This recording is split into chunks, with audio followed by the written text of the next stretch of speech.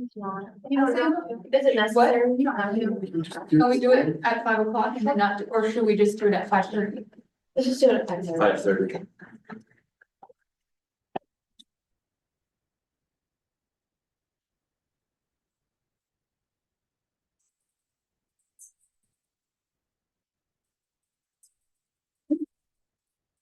Call this public hearing to order. We are going to hold off on doing the Pledge of Allegiance to the 5:30 meeting when we have more people here. Okay, presentation of wastewater treatment facility improvement plan proposal. And I guess that's you, Justin. Justin's fine. Yep. If you want to come up and make the presentation. Okay. Hello, Brian Foster with BG Consultants. I prepared a preliminary engineering report for the city that recommended an option to convert the current wastewater treatment facility into a non-discharging wastewater treatment facility. Your public hearing tonight is for a KDHE loan. And if you need to jump in on any of this, feel free to make sure you get the proper language. Or jump in. Okay. The application is, I think, $10.2 million for an SRF loan. I'll give a description of the project for the record. So we would be converting the existing lagoons into a non-discharging facility with the use of irrigation. We will need to add 2 cells to the lagoon to properly size it so that we have the storage to get through non-irrigating times. And we will do some replumbing of the wastewater facility. We'd also remove the primary biolite system that you guys currently have. It's a mechanical process. So then on the backside, to go to a non-discharging lagoon, we're proposing to irrigate that water that's coming out of the lagoon onto some cropland and also out the golf course. So the project would also entail a lift station and a force main to take that to the cropland and an irrigation pivot or some sort of irrigation system. That's it in a nutshell. I can go further into detail like I have in the past, or we can stop there. And okay, after we do the non-discharge, we no longer have KDHE guidelines, right? Like, aren't we? There was something to that. Yes, They're like- so you're essentially gonna be non-discharging, so you don't have effluent requirements that you'd have to meet, like right now. You have ammonia and some other requirements and you're out of compliance with your KDHE permit because the water that you're sending down the creek is not the quality that they require. Yeah. We will no longer have that because we won't be discharging to waters of the US, so you'd still have to maintain and manage your lagoon system within their parameters. There's going to be some soil testing that we're going to have to do to make sure that we're not overloading the soil with nutrients. But other than that, you will not have requirements for testing. So as future regulations come, you guys should be good. What's the maximum population for this type of? We are proposing to size it for a population equivalent of 5,000 people, which is what your current permit is sized for. So we wanted to keep that consistent with what you had been permitted for.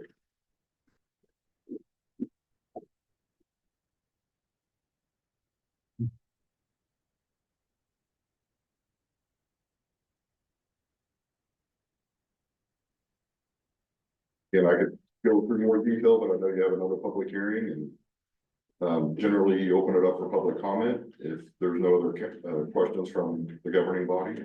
We do have to get ground, right, or something, or it's irrigation or. Yes, so for the irrigation portion of it, we're projecting roughly 230 acres is what we would need to irrigate on. And that is dependent on soil conditions and crop rotations and things like that. The city needs to be in somewhat control of it. You don't have to own the land. You can have a lease agreement with a property owner. There's a couple facilities that do that, but the city could also own the land too. And then I guess depends on how we approach it.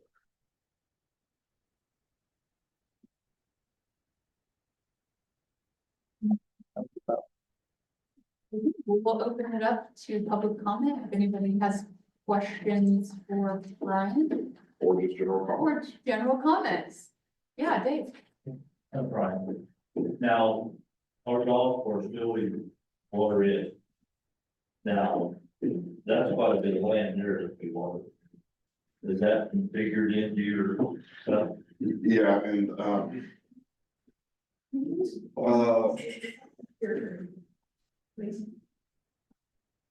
what was that? I would like him to come up and speak so I can hear her. And state the question. I can repeat the question. I just want to hear the answer. He asked the question, currently the city is irrigating out the golf course, and he said that's quite a bit of land. And he just wanted to make sure that I considered that when I was stating how much land we would need for the project to irrigate. And the answer is yes, I did consider it. Currently, right now, you're irrigating, and I don't have the number off the top of my head, but I remember it was like 15% of the water that you're currently discharging. So, we are planning to keep doing that. In fact, I think the city is making efforts to increase that, so they water more areas on the golf course. I just, So that wouldn't be a problem then. The golf course is not an issue. Right, we're gonna continue to do what we're doing, if not enhance what we're doing at the golf course, to get rid of some of the water.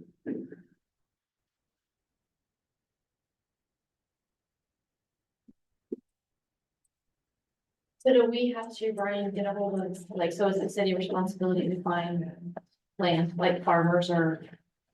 Yes, that are willing to irrigate? yes, there's a process that we need to go through. There's, some reaching out that needs to be done. There's also some notifications that is required when you're using federal money as far as Uniform Relocation Act and things like that. But that is a process that we will start probably the first step. Once we start the design process is to identify and look for that area.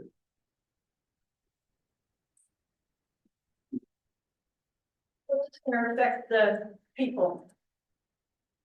Do we have projected user rate, or did you?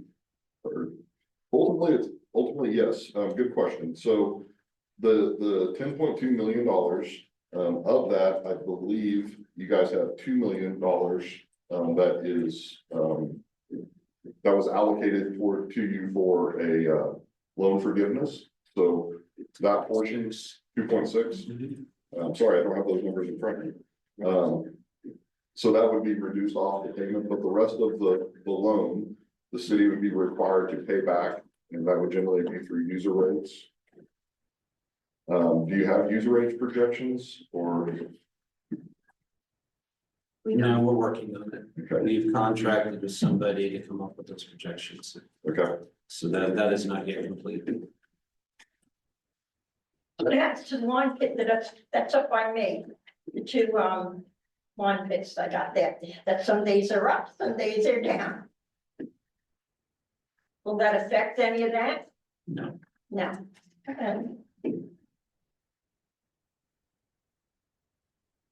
Any other questions for Brian? Okay. Well, I'll go ahead and close the public hearing. Thank you, Brian. And I just need a vote to adjourn meeting, right? Okay, can I get a vote to adjourn this public hearing? Yes. I'll make a motion to adjourn. I'll second it. Okay, it's been moved by Darcy, seconded by Dawn to adjourn this public hearing. All those in favor say aye. Aye. Those opposed say nay. All right, meeting adjourned.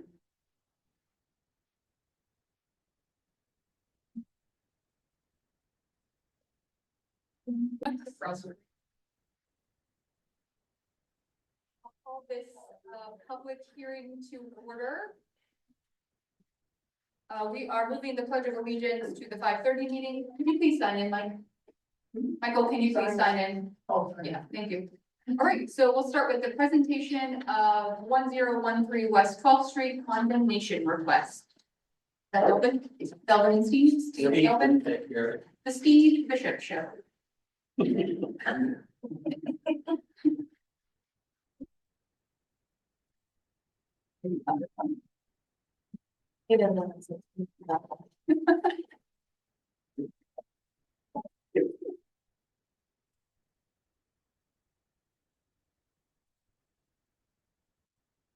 I go back to the never ending story. This all started back in, I think, September of 2022. And, you're all aware of the continuances and whatnot. We are looking at a resolution to declare this structure a dangerous structure. I will say that, this property has gone into foreclosure, banks got it, and, you might as well be right here, buddy. Yeah, sorry about that. So the bank, explain the bank, got it, and, right now, Patrick's been going back and forth with an attorney for the bank. And there's a sheriff's sale scheduled for November 7th of this year. At which time they're hoping, I think, to sell the property, and they're looking for a. They asked that we just wait until the sheriff's sale's over so that whoever, it might be the bank bidding at foreclosure, but someone else might buy it. They just asked if we wait so that whoever's actually owning it, we can discuss it with them. So the only point I'm gonna bring up here is this: if somebody else buys the property, It's still, this doesn't change anything about the. I know, but do we have to go back and do the whole meal again without going through Well, we it, might, getting notices and continuing? with civil procedure being what it is, we might have to do that anyway if someone else buys the property, you know, so we just need to know who we're dealing with. So is it gonna hurt anybody if we went ahead and declared it a structure, a dangerous structure, and then let them deal with it? I feel like I would rather wait, because I have talked to the other attorney about it. They didn't appear tonight, but they would have appeared tonight if they thought they was gonna, if it was gonna be out correctly. So, you know, last week we had somebody who, an owner who came and asked for more time and we gave it to them. So we've kind of established some precedent that we generally do that. Yeah, it's been this long, what's another 2 weeks, really? Oh, I'm sure it's a long. But we can in 2 weeks declare it dangerous. Let's see, when's our next meeting after this? What's it? 28. But it Okay, would be so till it'd be after the Two, 7th. it'd be 2 meetings from now, we'll be able to know what's going on. Yeah, after the 7th, we wait till after the 7th. Okay. So like a month. So I have a question about that. Right now, the way it sits, it's dangerous for young kids. Cause I live around the block from it. Well, I can tell you that that's probably a true statement, but I've been underneath there. And the owner that had it previously, that had started construction on trying to redo the basement. Yeah, I know that. And the property right now, unless a hurricane hit, it's probably not gonna go anywhere. Cause I have an 8-year-old grandchild that we don't have eyes on 24/7. If she decides she wants to go visit the hole, because there's just a slight fence around it. Is there something more that we can put around it? Jessica, Well, do you want to open public comment yet? what's that?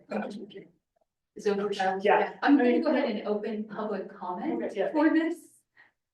Yeah, you know, it's always, that's one of the justifications for doing this, that and white.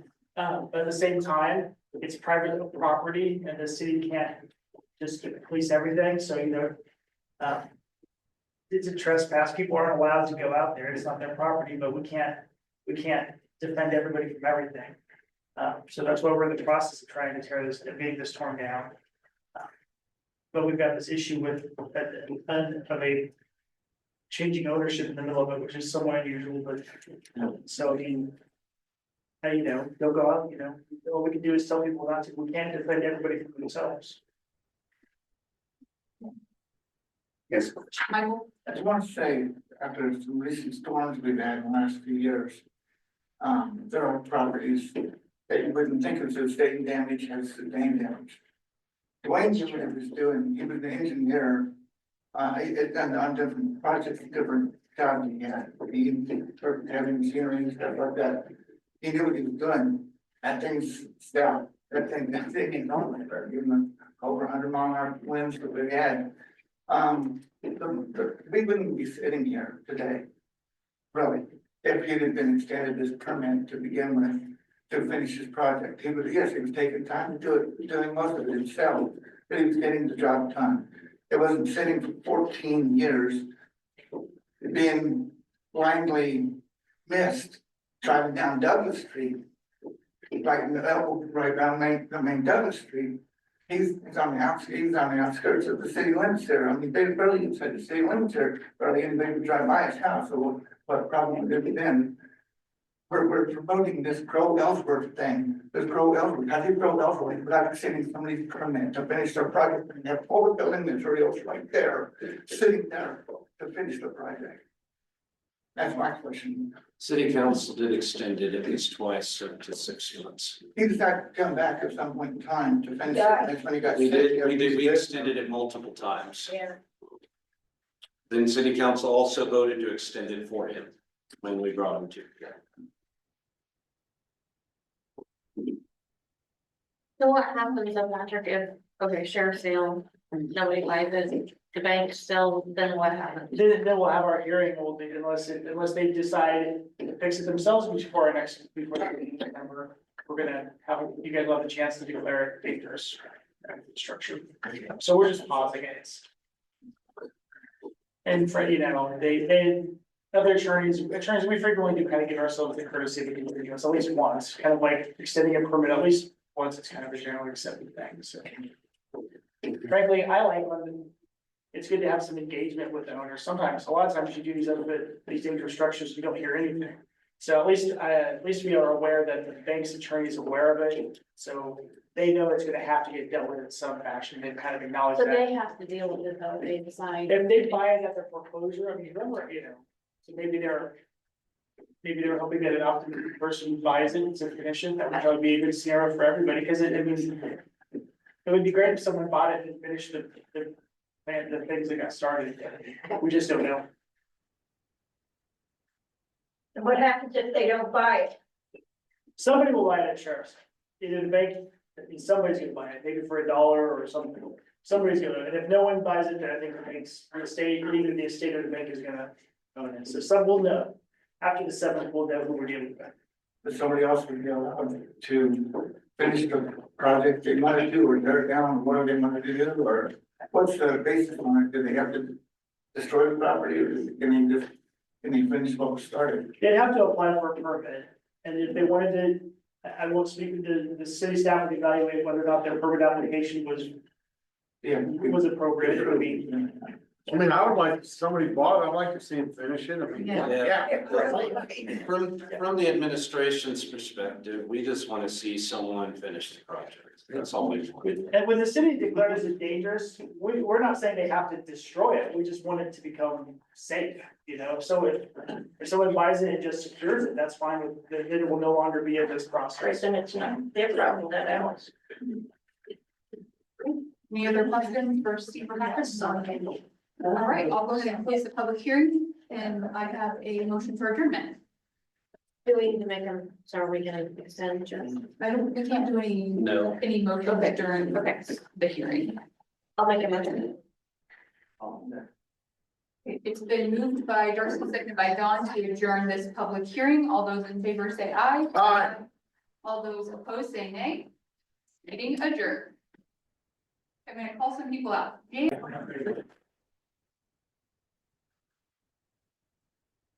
Let's all rise for the Monday, October the 14th, 2024, regular city council meeting for the city of Ellsworth. Let's say the pledge. I pledge allegiance to the flag of the United States of America and to the republic for which it stands, one nation, under God, indivisible, with liberty and justice for all. Roll call? Yeah. All right, roll call. Darcy? Here. Don? Here. Jessica? Here. Tyler? Here. Okay, so it looks like the first part of our agenda is a recognition of Jeffrey Weigel. Do we need a vote to move those things up? Do we want to vote to move those things up? You can go ahead and do your recognitions and then move your agenda Okay, around. all right. So we're gonna do two things. We're gonna try to get some people out of here. We're gonna try to rotate some things around to get some people out of here so they're not here for the full meeting. First thing we want to do is we want to recognize Jeffrey Weigel, his captain promotion.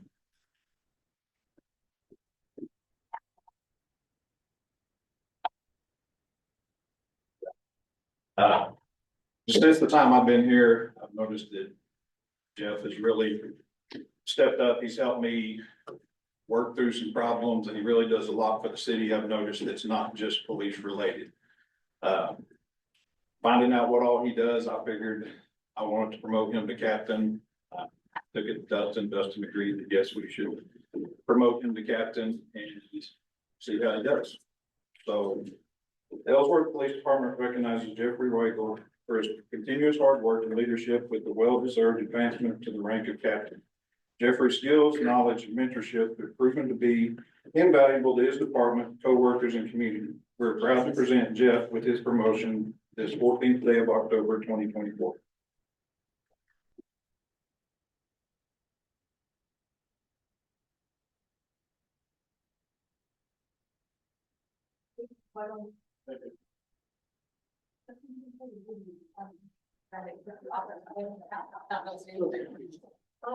Earl, can you sign, and you and your wife sign in, please? Thank you, sir. Okay, that's all.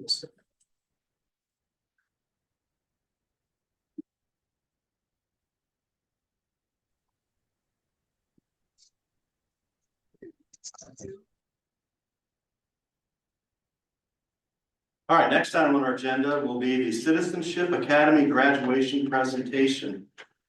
All right, anything you'd like to say, Dustin? This is your. I'm just proud of all of them, Mr. Mayor. They have shown a commitment. I know a couple of them missed here and there, but the people that are on that, the people that are there, Mr. Mayor, have shown a real interest and have done a good job. They've learned a lot. I also want to thank the department heads because I couldn't have done this without the department heads. I also want to make a specific mention to the museum because they also came and made a presentation to tell us about the history of Ellsworth. So I'm glad I did it because I learned just as much as they did from the process. And when is the next one starting in 2025? January. All right, was it a Tuesday, Wednesday, or? I haven't figured that out yet, but I will get that out soon. Okay, very good. So do you want to go in here and present some certificates? or- I'm at the plan was you to do. Okay, you got it. Okay. I want to get a group picture when. Yeah, why don't we do that? So why don't I just do this real quick? Tim Butler, you here? Yes. Come on up, Tim. Well, thank you for putting some time into this. Thank you. Yeah, we appreciate it. I'll stand right up here for the pretty picture. Yeah. Jan Bontrager, come on up, Jan. Congratulations, thank you so much. Good luck with your restaurant. Thank you. Can't wait to sample the food. Yeah, okay. Roger Lee House, Reader, come on up, Roger. Have a moment here. Thank you, Roger, for spending time with us and learning and kind of meeting some new people. Yeah, come on up, thank you. Dan Johnson? He's not here. Okay, I'm here. Leah, come on up. Can you hear? Leo, I'm sorry. I gotta kind of say it a little differently. Leo, Newberg. Okay, come on up, Leo. There you go, sir. Thank you so much. Yeah, come on, get a picture with us, yeah. And Michelle. How do you say your last name again? Skirtis. Michelle, you know each other well, so I appreciate all your knowledge. We've always enjoyed our chats. Ellie, I'll understand, Bob. Not here. Okay. Brian Wall. Somebody not here. All right. Somebody would like to give us a picture with us? For us? Take a picture. Alan, Be in that picture. what's that? So I feel like Dustin should be in. Yeah, come on in. Yeah, absolutely. Okay, I'm gonna I have would want to be in this to. picture. You guys can both be in this. Can I close that? Yeah. Get you against that door. That's all we need. Are you need your camera? Yeah. I got Just all sandwich the against. official camera. we have. I know. No, it's not. Yeah, I think you guys are gonna have to back up. Yeah, okay. I can get you, but I can't get all of it. Yes. And then go this way. Yeah. They're the same option. Okay, I'm gonna take two pictures. One, Cheese. two. Silly woman.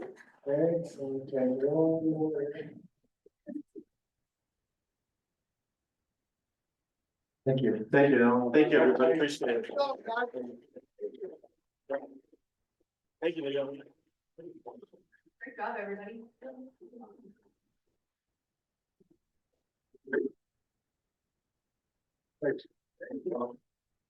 Good luck, everybody. Actually, we're better. Now, yeah. So consent agenda, consenting to those things and moving the other items to the Two separate. So you want me to? You'll do a motion to move those items first. Okay. Mr. Mayor, I make a motion to move, you want me to just call them something or the AIR? The BG consultancy. Okay, to move BG consultant contract agreement. Agenda item, the agenda item for the resolution of the application for loan with KDHE. And professional services agreement with North Central Regional Planning Commission agenda item to right now, to above consent agenda. I'll second. All right, Jessica has made a motion to move certain items to the top of the consent agenda, and Councilor Panzer has seconded that motion. Hearing none, all those in favor say aye. Aye. All right, so here we go. Go to the notes. So we'll do the resolution first. Okay. That's 239 for 277. Okay, so this would be the BG Consultants Contract Agreement. Agenda item report 24-199. Brian, you want to come up? Talk about it? So, at the council's request, I prepared an engineering agreement for the design and construction observation of the wastewater treatment facility that we are proposing. There is a bit of a chicken and an egg with this. If you guys approve the contract, you might want to consider holding off on me starting until the loan agreement's all approved. But obviously, once I start, I will send bills. As we have to pay my staff, so you may want to wait, but there are a couple things that Deb and I were just talking about, that one of the things that needs to be accomplished with the KDHE loan is the environmental review. And with that, there could be some alignment and some stuff like that where we need to identify the irrigation sites. So there could be some work that we need to move forward on partially, but just wanted to make you guys aware of that, so you're not surprised. You might want to consider having me start later.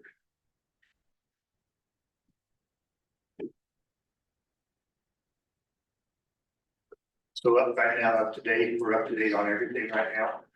Yeah, you guys hired me to do a preliminary engineering report, which I completed. And then some of my legwork that I've done here, it's just part of my project development process.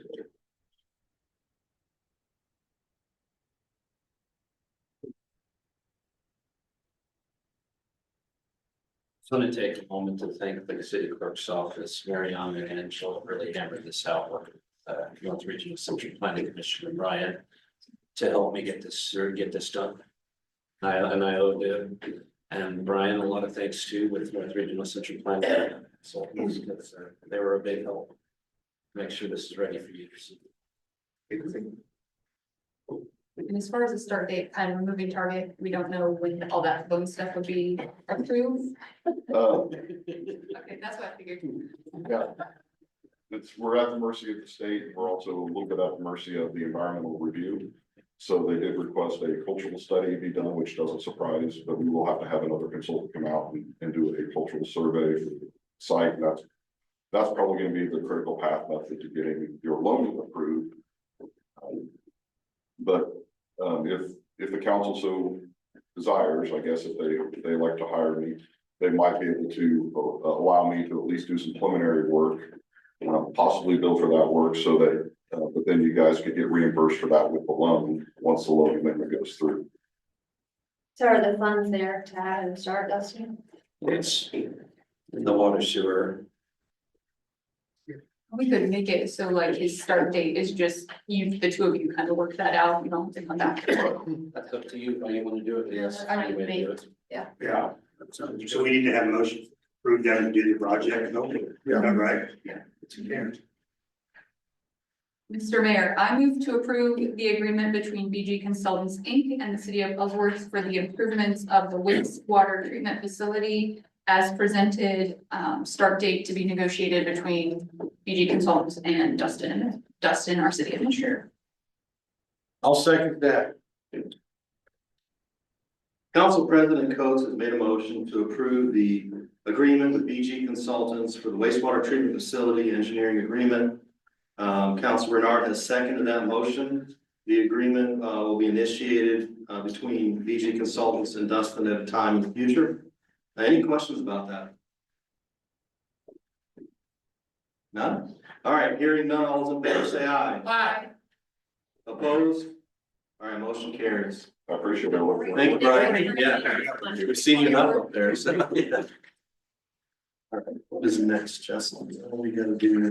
Resolution for application for the loan. Okay. Just to pay him. All right, And to pay North Regional Central Planning Commission too, I know that's one of them. Yeah. all right, so we have roll call vote. All right, so This will be resolution 2024-22.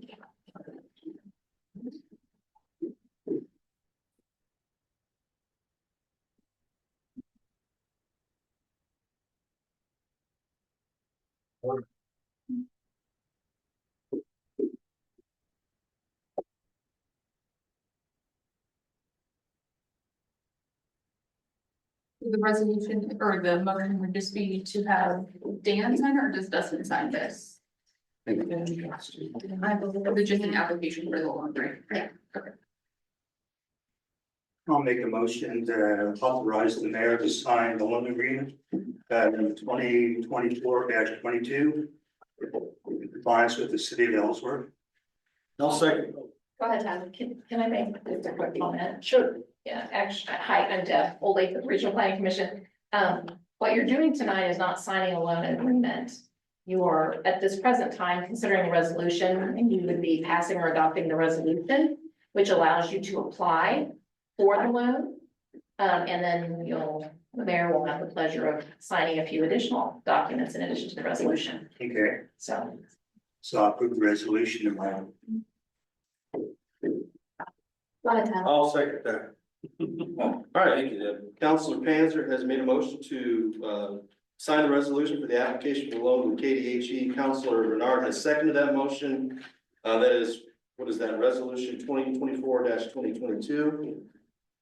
Any questions about that? Okay, hearing none, all those in favor say aye. Aye. That should be a roll call vote, shouldn't it? Darcy? Aye. Aye. Jessica? Aye. Tyler? Aye. All right, very good. All right, is that the only items that we need to, There was one. so one more? And would you confirm for me the resolution number, because I believe that's. It's going to be 22 now. Okay. So we will be requesting. All good. Thank you. Professional services agreement. So I've just got a quick question. In your position, does it look like we're in good shape for the loan? Yes, so if you have a few minutes, I'll give you just a little bit of background Sure, that will add, that will add to Brian's comments earlier. So yes, when you are in KDHE's intended use plan, when you are considered above the funding line, which you are, that money is set aside in order for, yes, for your loan to be funded. I suppose there are stranger things that have happened, but it should be straightforward that you're eligible and that you will get it, including the principal forgiveness, which is the 2.6 million that we talked about previously. As Brian had mentioned, there is the need for a cultural study, which is not unusual when there is any kind of ground disturbance, and particularly when you're looking at previously ground that was not previously disturbed for that purpose. So at the point when you're ready to do that, probably sooner rather than later, we'll start on that process with you.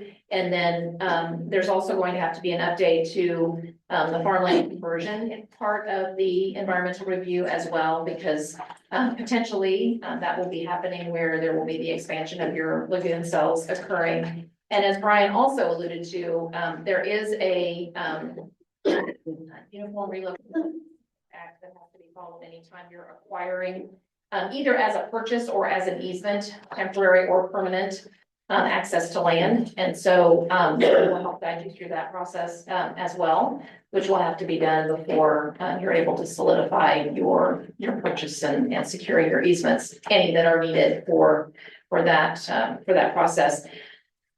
We were just discussing a little bit earlier, and that's why potentially your loan agreement will come in a year. So it's not, just don't want you to think that it might happen in 6 weeks, it's potentially a long ways down the line. The other thing that will happen as part of that process is, KDHE always performs a financial analysis / rate study. So you'll have that at your disposal as well, where they go through that process of analyzing, what your rates will need to be in order to handle the repayment, et cetera. So that's helpful as well. There's one other thing.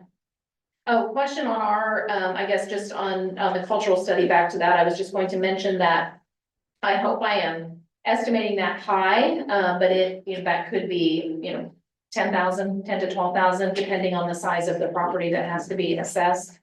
And at this point, we're not, nailed down on that yet. So just prepping you a little bit for that. I did include, an additional amount in our environmental review fee to help you with the procurement process for the cultural study. Assuming that you don't have someone, already that you work with routinely for those sorts of things. We'll help you find someone to do that and help, kind of manage that process and communication with them as well, so. There's one more thing that's a little cloudy. Our lagoons will have seawater discharge, is that right? There'll be evaporating lagoons, is that right? So Don't be discharged to the river. there won't be any discharge to the river. We will use irrigation to, dispose of the water. Okay, we can still irrigate at the golf course, Yes. correct? Okay. Want to make sure we aren't losing that No, luxury, because that's quite a luxury to have that. absolutely. Yeah. That's all I have. So tying that up with a bow, the preferred date to have your application in is tomorrow. So we will postmark / mail that tomorrow. And at the same time, we'll scan the documents in and send them to KDHE along with an email just to solidify that we've, hit that October 15th preferred deadline for getting things in, so. And then it'll be something to just kind of hopefully post along a bit with these few other things, and that we have one for you. Thank you for all your help. Okay, I think we have one more motion that pertains to you. right, correct. Okay, yeah. Professional service agreement. Well, Mr. Mayor, I move to approve the professional services contract agreement with the North Central Regional Planning Commission for assistance with the wastewater treatment facility improvement project. I'll second. Counselor Coates has made a motion to approve the professional services agreement with the North Central Regional Planning Commission for the wastewater treatment facility upgrade. Counselor Hanson has seconded that motion. Any debate, any concerns? All right, hearing none, all in favor say aye. Aye. Opposed? All right, motion carries. So now we move to our agenda, right? We can send that down. Consent agenda, okay. So the consent agenda today, we have claim ordinance A010924. We have the approval of the 23 September public hearing minutes. That's 23rd, so 2 meetings ago. The approval of the 23rd September regular council meeting minutes. The approval of the October 2024 airport advisory board minutes. Anybody see anything that caught your eye? Mr. Mayor, I make a motion that we approve the consent agenda as presented. I'll second that. Councilor Renard has made the motion that we approve the consent agenda as presented. Councilor Panzer has seconded that motion. Hearing none, all in favor say aye. Aye. Opposed? All right, motion carries. Okay, moving on to petitions and delegations. For all comments, please state your full name. Thank you, yeah. And whether you are an Ellsworth City resident, all comments are limited to 5 minutes per subject unless city council has further questions. Would anybody like to approach the stand and speak? No one? Mary? Okay, come on up. Craig, do you want to go first? Yeah, come on up. Is that okay, Mary? That's fine.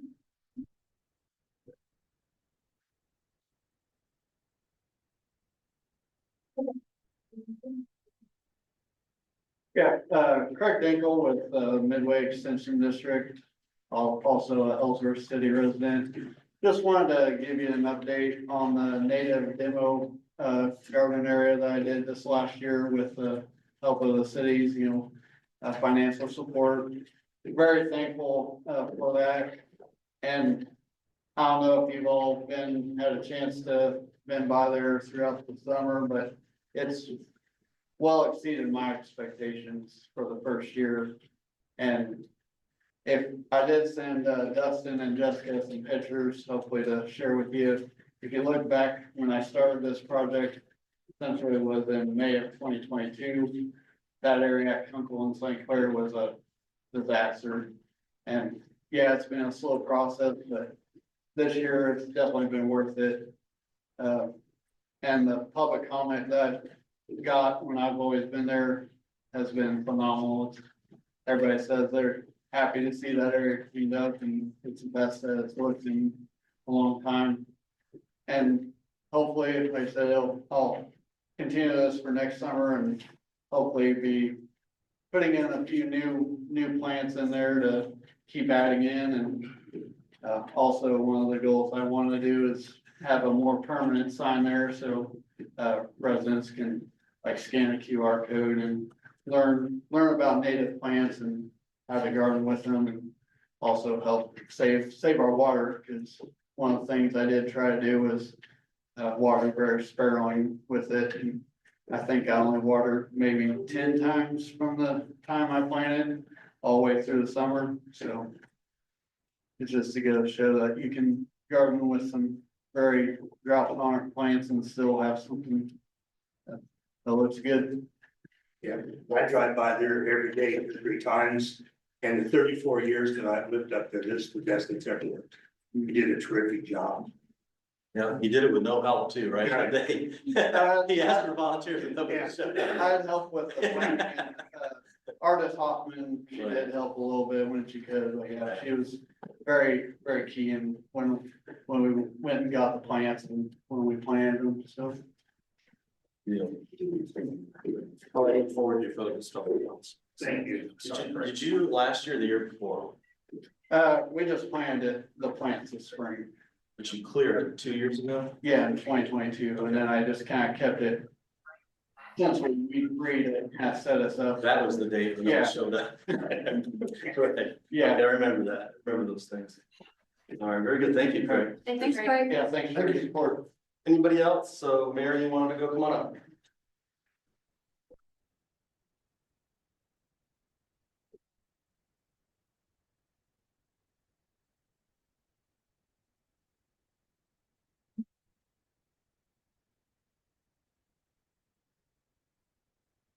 Okay, well, now is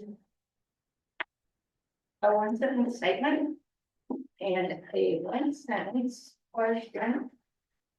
Which is right on there. So.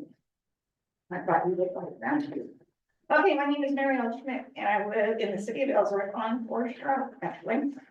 I have one statement to make followed by one question. I would appreciate it very much if the council person, mayor, city administrator, or the city attorney tries to stop me from doing so. Thank you.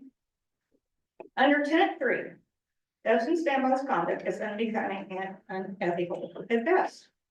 As related to the evidence in the local newspaper, not last week, but the week before, in which Dustin Stambaugh either knew about or failed to disclose the information regarding the embezzlement of city funds for a mayor, Dan Finnegan, and our city council members. 4, he wasn't on top of how the money in the city budget was handled and the missing funds, which is also a failure to do his job, as all city administrators clearly know when 1 to 25,000 is missing, and which Dustin Standby did know about, said embezzlement. Because he stated that to me in the past when he said something when I talked to him. Question is simple. One that you really need to think about because it's gonna come down to you guys. You have to make a decision. What action, if any, does the city council have in mind regarding the blatant facts in my statement proving Dustin Standby is clearly not ethical, nor does he qualify for the job for which he was hired? And I have copies for everybody. I do not expect a question or an answer tonight. I don't need an answer, but this is something that you guys need to talk about. I got a But I question. should have hand. I have a question for you. Fine. Okay, how do you know so much about what we talk about in executive sessions? And how do you know so much about the business of the city? How do you know all this? I am a knowledgeable person because people come up and talk to me at Hattie Joe's. People Okay, talk to me. How do people find out what's being said in executive sessions? I have not. I think there's a path between you, Dan, and Dawn, in my opinion. That's my opinion. There's been too much stuff said publicly that you know about and you shouldn't know We're about. not even neighbors. You are two neighbors. Oh, we're not. This is in the newspaper. Don, you talk to Mary Schmidt. Yeah, and I've You got talk to order. Yeah. You talk to All right. her more than we do. Okay, I'll tell you what I'll do. Point of order. Okay, I have 12 pages of documents, of emails from Dan. John, that means you have to stop talking. Oh, excuse me, I thought just. Point of order means we have to get back to. Okay. Yeah, so Mary, I think, yeah, I'm gonna look into some things over the next couple weeks. We'd like you to come back, maybe in a couple weeks, do a little follow-up, and then we'll go from there. How's that? That's fine. Do you want my hand out or no? Okay, and then I got something for a comical note. Last meeting when you were here, you said that Don Panzer speaks to the girls down in the city hall as girls, and you think that's disrespectful. So I went and talked to the girls, and they said, no, we don't think it's disrespectful. We didn't think anything about it. And I thought, well, okay, I apologized to them. But then I got to thinking, when you were at the meeting last time, you pointed to everybody up here and says, you guys gotta get along. You know, not know there's 3 women up here. You guys, and you called those 3 women guys? I'll call you gentlemen at that. No, you didn't. You No, said I said, guys. I'll call you. That means like from now. So a little bit of humor I is, will call you. so the humor is, it's a figure of speech, right? All the girls. I'll call you. Can we move on? Let's move on. Okay. Okay, real quick, folks, now you know why we've been fighting for 10 months. It's over financial crime that was committed. It was in the paper October the 3rd. There's a gap in time between October of 2023 and when it got exposed to us in February of 2024. That's why we're fighting. We're trying to come to grips with exactly what do we do about it. Okay, but the KBI also investigated Hold this. on, well, hold on. I don't think this has any relevance to Yeah. petitions and delegations. And you know what? Please move on. I'm out of this meeting. I'm not gonna sit here and let you talk about Okay, things go and ahead. then, Thank you. and then tell us that we're not. All right, thank you. All right. Let's move on. Anybody else like to speak to the public? Nobody else? Come on up, Jan. No, you're fine. Come on up. Mine's a little lighter. Okay, yeah, please. Okay. We just got a couple of things and I promise I won't make a habit of coming up every time.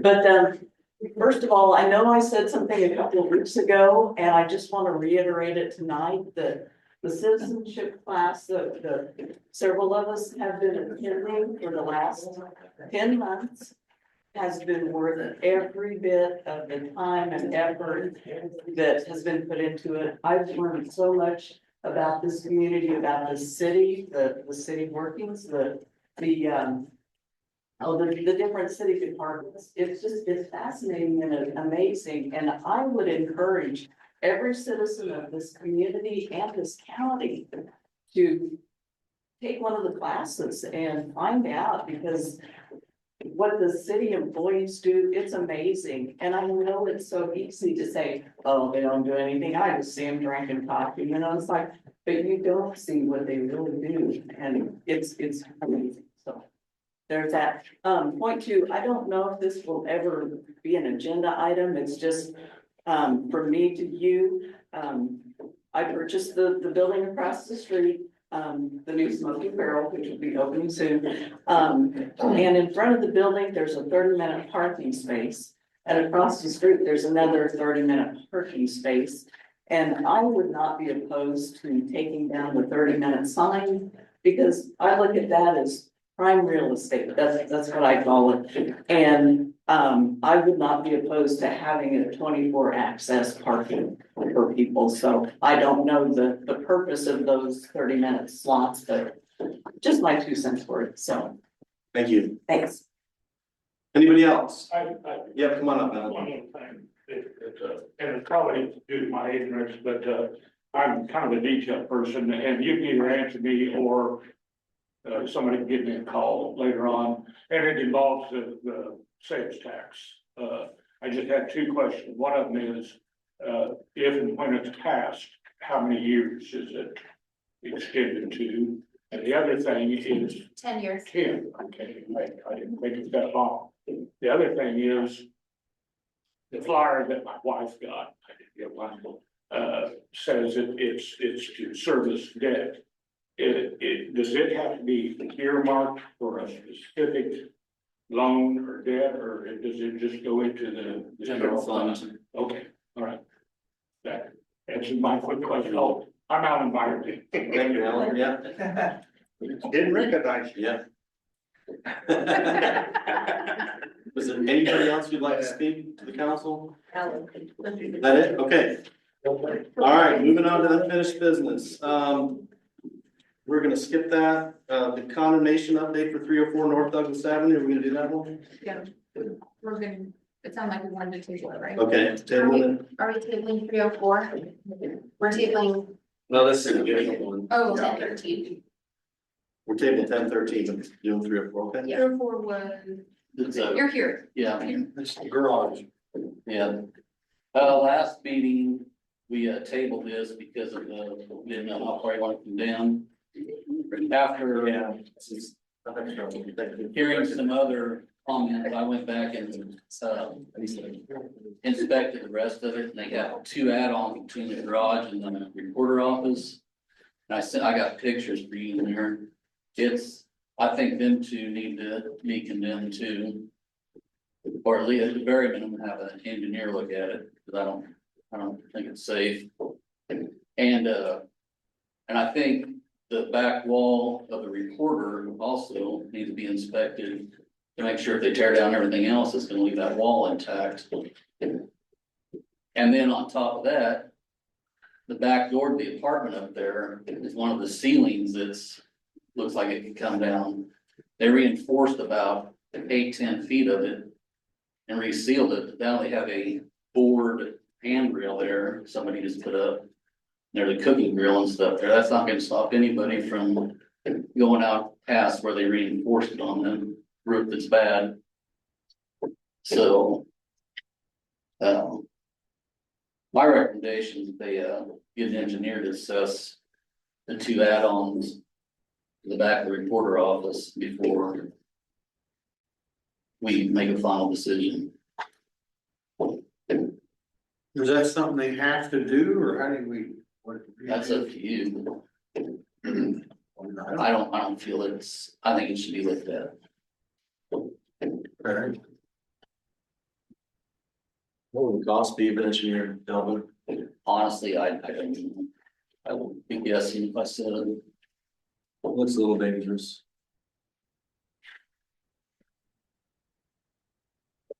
It's the roof, the side, the foundation, the concrete, you can tell where it's sinking.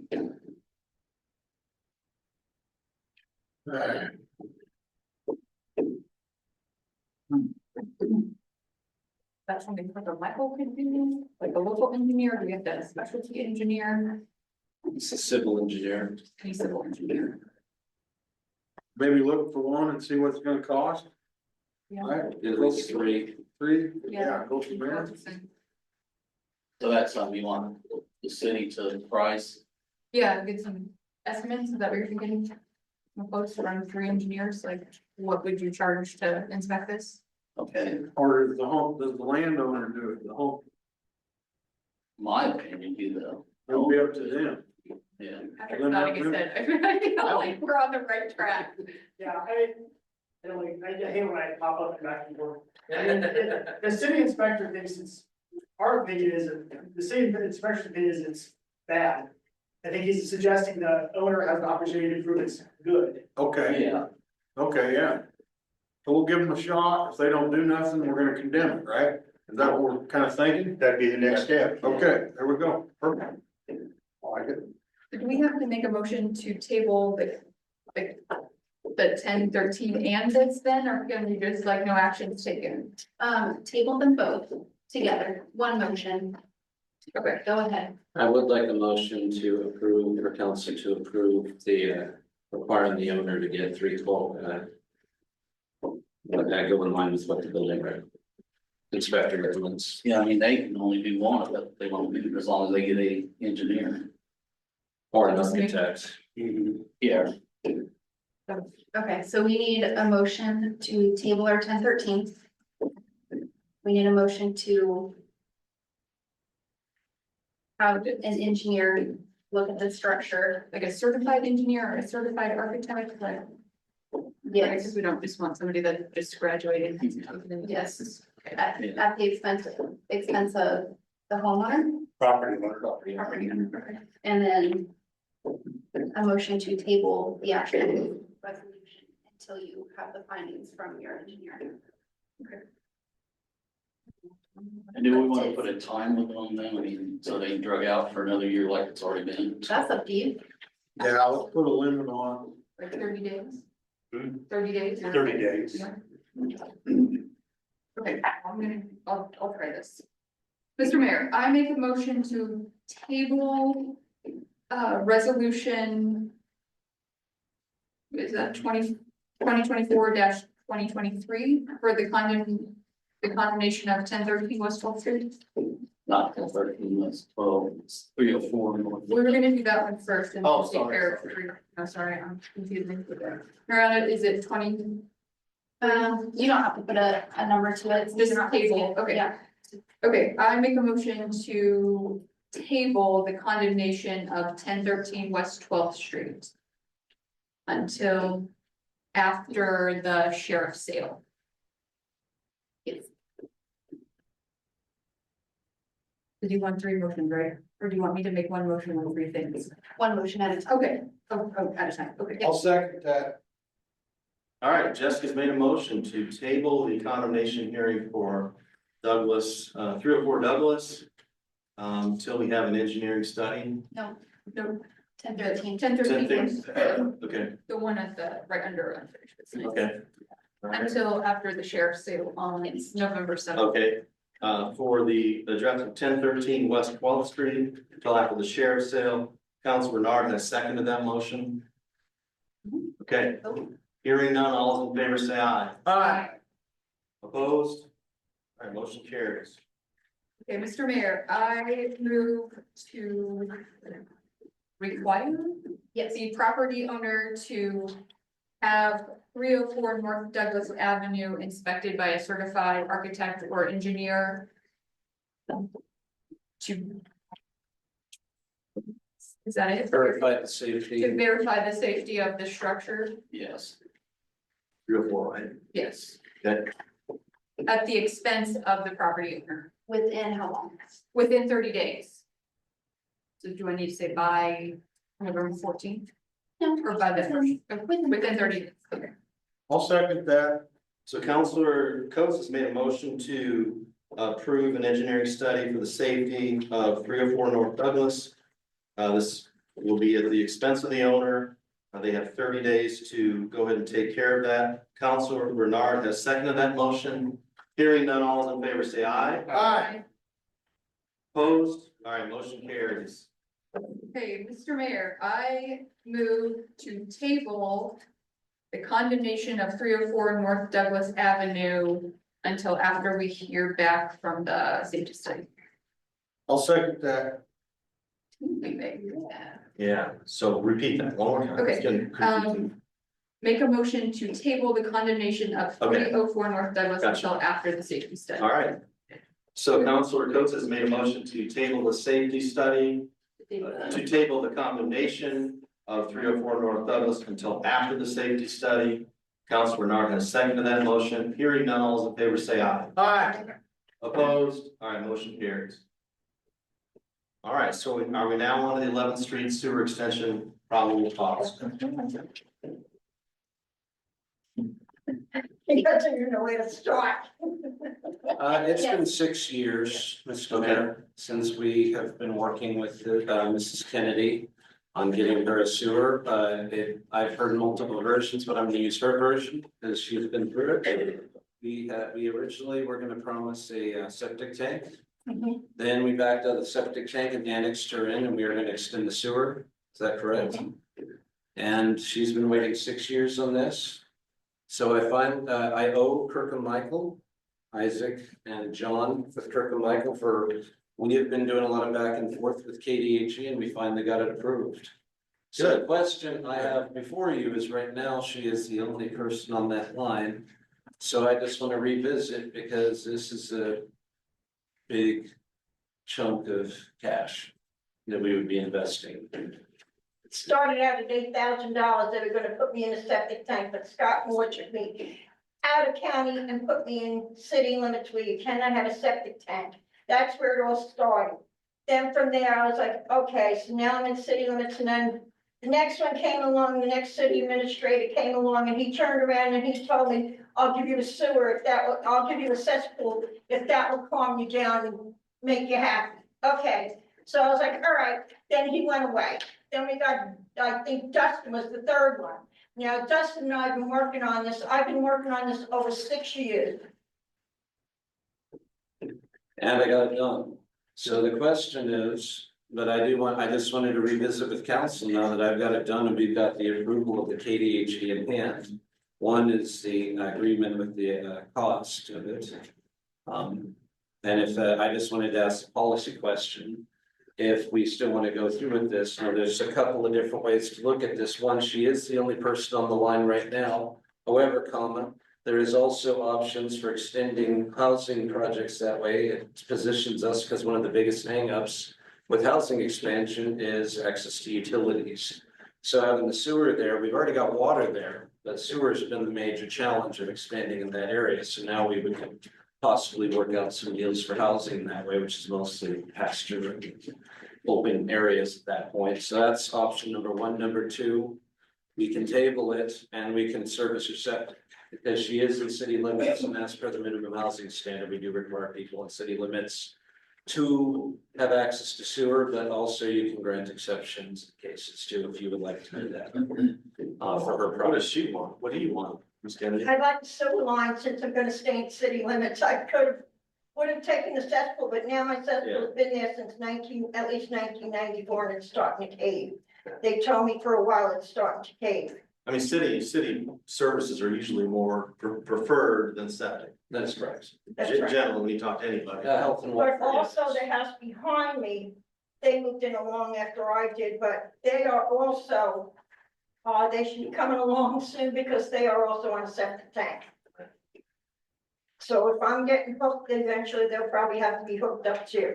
What will the cost of the city be done? Well, it's an estimated cost. I'd have to go through an RFP and I'd have to bring before you the results of the RFP. Why don't you do that? Let's go over that if everybody's okay with that. So, is this the direction you want me to go as a full council? Do you vote to have me move along and get this done? Wait, with the We money. compared the two Do prices. we have the money to do it? Within the water sewer fund, yes. Well, we got big- I would have to plan It's for it. $150,000, Yes. isn't it?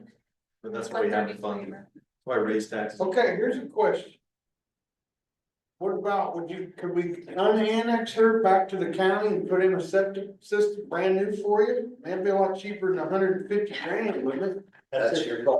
One time ago, I lost my revenue because of the pasture, that I used to get money when I rented the pasture, but when he took me out and put me in city limits. You can't have horses.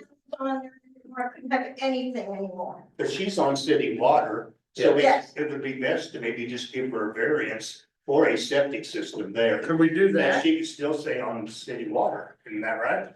You could. if I've that's been what on, you chose. I've been on city water. I mean, that might be a since lot 1994. cheaper. Yeah, a lot cheaper It'd be a lot cheaper, yes. and to solve the problem. It would solve the problem. Okay, we need to get estimates on the septic tank versus the 150,000 for a new sewer line. For the short term, though, so if we wanted to extend it to the future, I'd have to go through getting all of the approvals again. That's the only answer. How long would she have on this short-term solution? I don't know how long. Why don't you just do a little chart, show the advantages and disadvantages of each one, and present it, sure, no, we'll make a good educated look at it, sounds like council wants to help you. You I know, hope so after 6 Yeah. years. right, you've been here at least 3 times, so. Yeah, I've been here quite a few on it. And then I found out that no one did anything until Dustin started coming, and then the paperwork started going through. Good, So from 2022 on, that's when the paperwork started to get flowing on. good. So Dustin's been working with you very well then? Yes, he has. Good. He's worked diligently on it, Yeah. because I keep on top of him about it too. But that's a tough point. Okay, thank you. I mean, first they said it was because of, the way they put the electrical plant in. Then after that was done, then they started with the downtown and they couldn't do it because they couldn't get the material to do mine. Then after that, we went to somewhere else and it was, I don't know, something else. And then I was like, I've been patient for over 6 years for this. We appreciate your patience. Yeah, so does that sound like a plan? Yep, if that's your direction the council wants to do, I'll bring it I back think to they, you. think they like it. So is that, One way or the other, looks like you're gonna get something. I hope so. council, just to verify this is waiting for you to come back with pros and cons, Yeah. how that's going. Give us a price, maybe if there's something on a new septic system, something, Okay. just some kind of an idea of what we're looking at. Knowledge, again, Because that's a lot of money. I mean, from $8,000 to start with to 160, it's a yeah. lot of money. It's a lot of money. And, I was like, Any other places in the city? Yeah. That's why I wanted to bring it to you Yeah. before. Exactly, that's perfect. That's good. That's okay. I mean, if we knew houses were gonna be going in there in That's the right. next like 6 months to a year, Yeah. it would make a lot of sense, but. Yeah. Doesn't look We like can't that's get the house No, anywhere. no, no. Yeah. We can't get the home thing going, so we don't know, not looking good. So wrap this one up, we'll move on. All right, that works for me. Okay. Thank you, council. All right, so the next item on the agenda is ordinance 3154, tree height ordinance correction. Again, thank you to Mariana. She's been going through all of the ordinances and making sure that all the corrections are made. So this is just one of those from last year, a decision already made, just to make, closing out that decision. last year.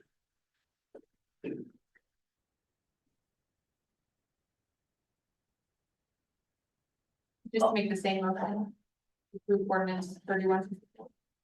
Yes, however I have it quoted in there would be best, because last time we approved this, our motion stated that we put a cap on the height of trees, which means we would have to go up and cut them all down. So, yes. Really appreciate Mariana's work. She's been doing, scrubbing these and making sure they're right. So thank you, Mariana. Okay, Mr. Mayor, I move to approve ordinance 3154 in order to set the tree overhang height at 14 feet above street level. I'll second that. Councilor Coates has made a motion to approve ordinance 3154 to set the tree height ordinance. And Councilor Panzer has seconded that motion. Anybody have any comments to make here? All right, hearing none, all those in favor say aye. Aye. Opposed? All right, motion carries. Next item on the agenda is ordinance 3155, airport tracks outside of city limits. It's an ordinance annexing certain land into the city of Ellsworth, Kansas. We approved it already, right? Basically what we did with this one, when we annexed land for the airport a couple meetings ago, we missed a couple parcels. So we are, can't think of a word, getting rid of that ordinance and redoing it so that we have all the tracks in one ordinance, so it looks real nice. They mapped out the last ordinance. They found when the county mapped out the ordinances for us. We didn't include a couple of parcels. Okay, well, I'll make a motion that we approve ordinance 3155, annexing certain land into the city of Ellsworth. I'll second that. All right, Counselor Panther has made a motion to approve ordinance 3155 for airport tracks outside the city limits, annexing certain land in the city of Ellsworth, Kansas. Counselor Renard has seconded that motion. Hearing none, all those in favor say aye. Aye. Opposed? All right, motion carries. Next ordinance, 3156 vehicle tow lots and storage facilities. Mr. Mayor. This is Delvin and I bringing up old business to close it out back from February. Joe Ranker, the tow lots and storage facilities. Remember a while back, we had the discussion about adding a definition Right. to, maintaining a tow lot and storage facility, and we had a verbal agreement with him regarding that. This is closing that out. This is adding the definition not only to, I made sure to cover the zoning regulations, which is I-1, L1 and L2, which is light industrial and heavy industrial, that adds them for both. And then it also adds it to the required, under the definitions under chapter 5.20. And it adds the definitions that he originally requested. So this is us closing old business out. And I did have Patrick review all of these before. What's this actually gonna do to the property? You're gonna change anything as it is right now? No, the statute that we copied our laws on doesn't necessarily cover the use that he's using it for, temporary storage while he finds the. Okay. The owners and to get the title for those vehicles. Because Joe's been up there cleaning it up. Yeah. Working on it. I don't wanna do anything to hamper his hard work that he's done already. Now I want to, Okay. Like these setbacks, are the setbacks, cause these seem a little odd to me. Well, he's in an old neighborhood where it'll be established setback, so he won't have to go by this. This isn't for anything new, and anybody wants to put one in, we've got rules for it. Yeah, if they go in a new neighborhood where there's no setbacks established, then this would Okay. establish where they need to go, but right now, His old Like fence, that old smooth wire, whatever, that's the, or is that right, Joe, or you got? I wanna match what the city's got, do what's gonna be right on the property line. Cool. Yeah. We've never had anything, even any kind of deal for this, right? This is all kind of new to us. Yeah. Okay, that makes sense. I see. Recommendations. Mr. Mayor, I'll make a motion that we approve agenda item report AFR 24-188. Is that, no, ordinance 3156. I'll second. Tyler Renard has not approved, but made a motion to approve ordinance 3156. Counselor Coates has seconded that motion. Any debates, any concerns about that? I have a concern about it. So how are they gonna cover up all the junk cars that are on the property? Dustin, what's your answer to that? I know they've been working on it, he's been cleaning it up. how are they gonna cover it up?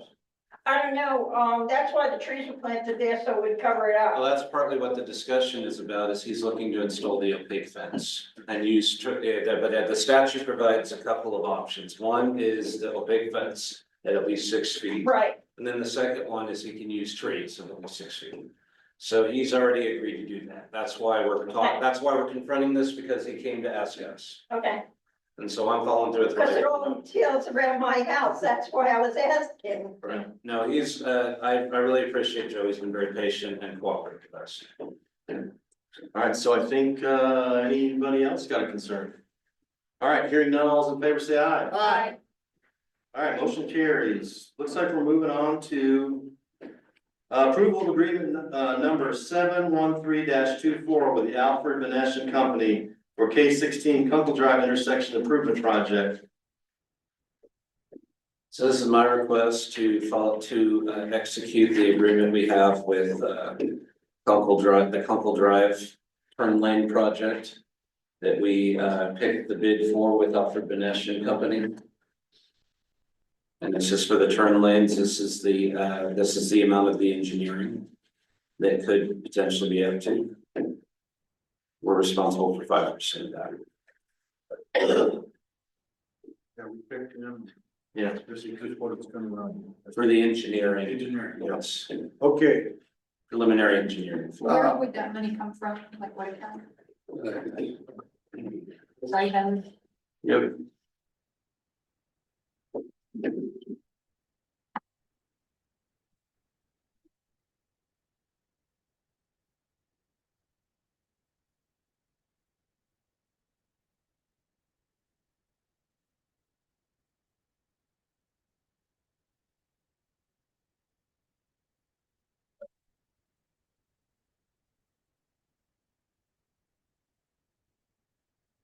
Did just get a bunch of reimbursements back.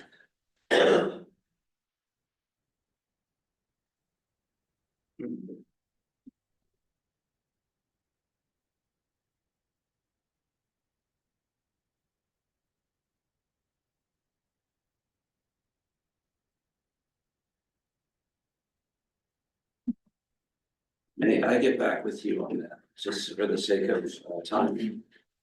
Want to table it? No, just postpone it for a minute. Okay, you want us to move on to different now? All right, let's talk about the nuisance vehicles. Agenda item report 24-196.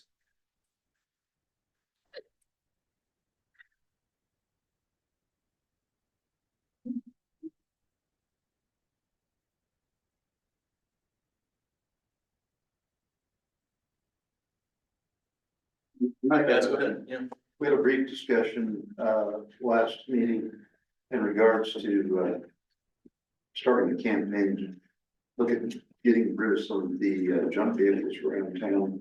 And, I was asked to confer with, Ellsworth Service Center and, Graham's Body, and I did that.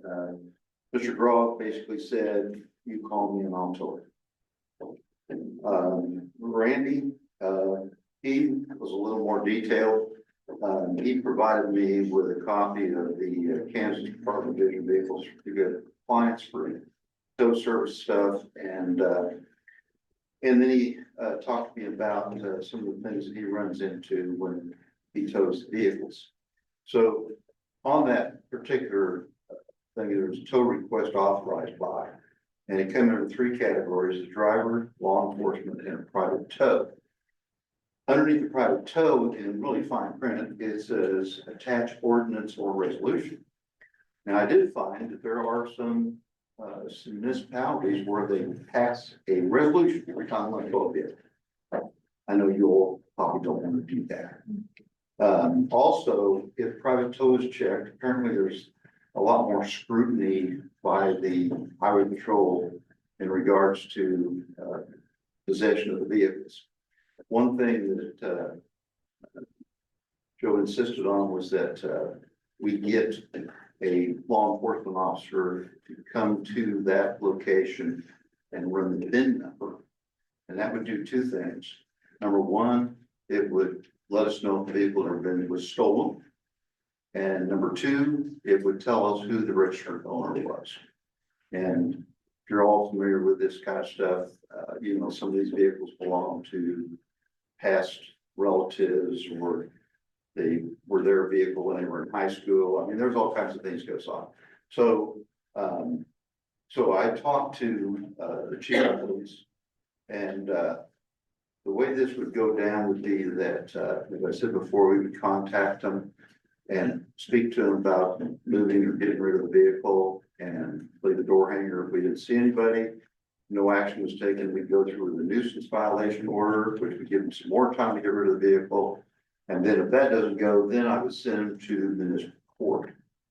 Municipal court, the judge would then order that the vehicle be towed. If that order came down, then the police department would go with Rexler, and they would run the VIN, so if there was a document that the VIN had been checked. And then we would be able to check off the law enforcement box on this thing, rather than checking off the private tow. So that's what I found out. Any questions? I have a question. What do you call a nuisance? Excuse me? What do you call a nuisance vehicle? A nuisance, basically a nuisance vehicle is a vehicle that you can't get inside and drive off with. So you can have a tag on it that says it's a legal tag. That is not, We that have doesn't one, do it. You've got to be able to get in and drive the vehicle. we have ones that are in our neighborhood that does not operate. And she's taking the tag off of it and putting it on another vehicle. Well, that's what we're talking about, because we're trying to get rid of those kind of vehicles. Only started on 12th Street. Have you? It's dictated by the statute or the code behind you guys. So It's available online. when they, like Joe, you receptive to get in the car for payment of towing it? Well, I think according to city ordinance, it would be towed on the owner's expense. At the owner's expense, but if the owner says, yeah, I'll tow it, would your charge be, could you say, well, I'll just take the car and that'd be even, or would you still want paid? That's what I'm saying. Of all the years I've been doing, if the car's not worth anything, they're not gonna come after it, because they're not gonna pay the tow bill. Okay, So they'll just wait, they won't just call you, they just leave it alone. okay. And I have to file for title to get rid of the vehicle. So that's where the whole. What happens if the people are dead?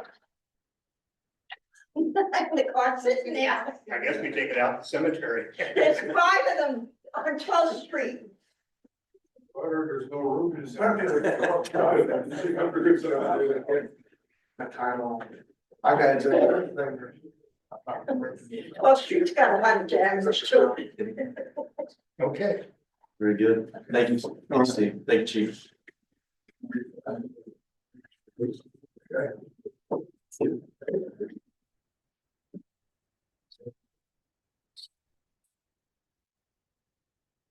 Justin, can you find what you're looking for? Yes, it did, thank you. It would be 102 -10-5023, 2019. Oh, okay, I took note.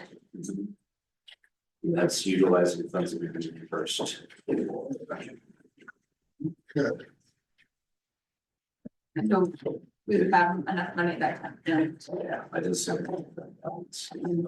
know what, we haven't had anything else pulled out of there. We've got another entirely new template for the overlay project.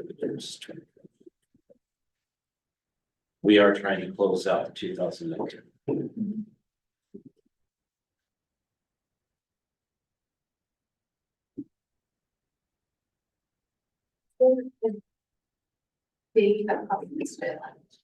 If we approve that tonight, then like when does that take?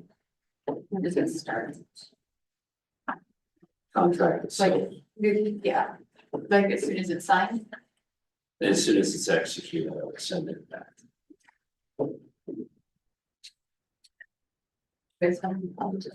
No, no. All right, Mr. Mayor, I move to approve agreement number 713-24 with Alfred Benesh and Company for the K 156/Huckle Drive intersection improvement project. The funds would come out of the 2019, no, did I say that right? Yes. I'll second that. Council President Coates has made a motion to approve the agreement number 713-24 with the Alfred Benesh and Company for the K 156 Huckle Drive intersection improvement project. That is for the 2019 temp note. Councilor Renard has seconded that motion. Any debate? All right, hearing none, all those in favor say aye. Aye. Opposed? All right, motion carries. Back to nuisance vehicles. Do you have any questions about that? Have we been- That was just an FYI, right? About the nuisance vehicles. Yeah, we kind of skipped, we went to nuisance vehicles and then we kind of skipped back and pursued this and then we finished out nuisance vehicles discussion. We had Steve and Chief have a seat.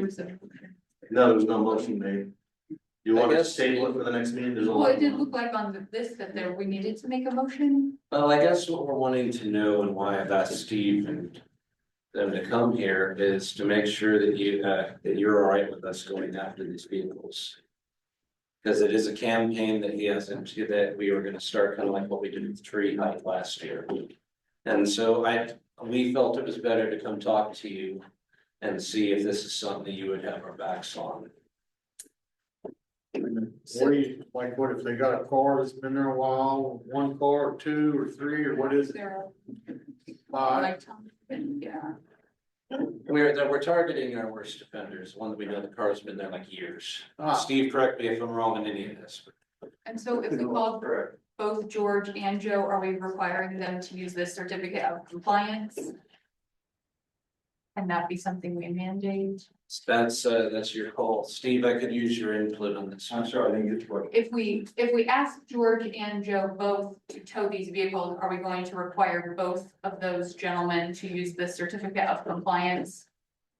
Because I guess the way I understood it was like, Joe, you use this every time you would tow a nuisance vehicle, but George is not currently. That's your affidavit? Yeah, yes. That is on, that's just on my end, possession of the vehicle that's been towed and left on the lawn. Okay, just when nobody claims it. That's for me, that's not for anybody else, that's for me. Okay, but so we, But it just basically through, I was just showing him this is what I have to do to take possession of the vehicle and get rid of it. okay, you don't need that to just tow it then. No. Gotcha. But Steve said you guys would run the VIN anyway, just to double check it's not stolen or something like That's that. all I, it's basically just make sure that we get the bid run. So that way we're not pulling off the vehicle, we find out that it was stolen or involved in some sort of criminal activity. So you have to do. Yes, that's an agreement that we came to. For whoever told you, just to make sure that it's not stolen or nothing else happened that vehicle before we started.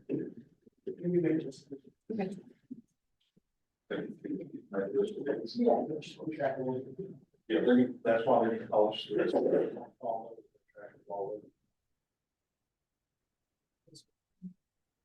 George and Bill working with them. Yeah, George. Yeah, they're the ones that Yeah. have lifted. Okay, try it, but if it backfires, Revisit, like anything. We gotta get this like that, we Yeah. skunks and possums and all kinds of stuff, the feral cats. Especially if we're taking tags off people right quick on. The other team. Other vehicles. You don't have to do that. No, just. No, Which one? have to be every day, 10 times a day. You keep chipping the teeth, maybe think. So use your best guess. It's government work.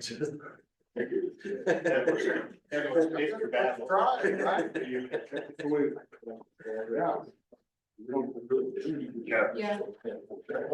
Do you wanna make a motion to approve a tow campaign, a fall tow campaign? Just so it's documented?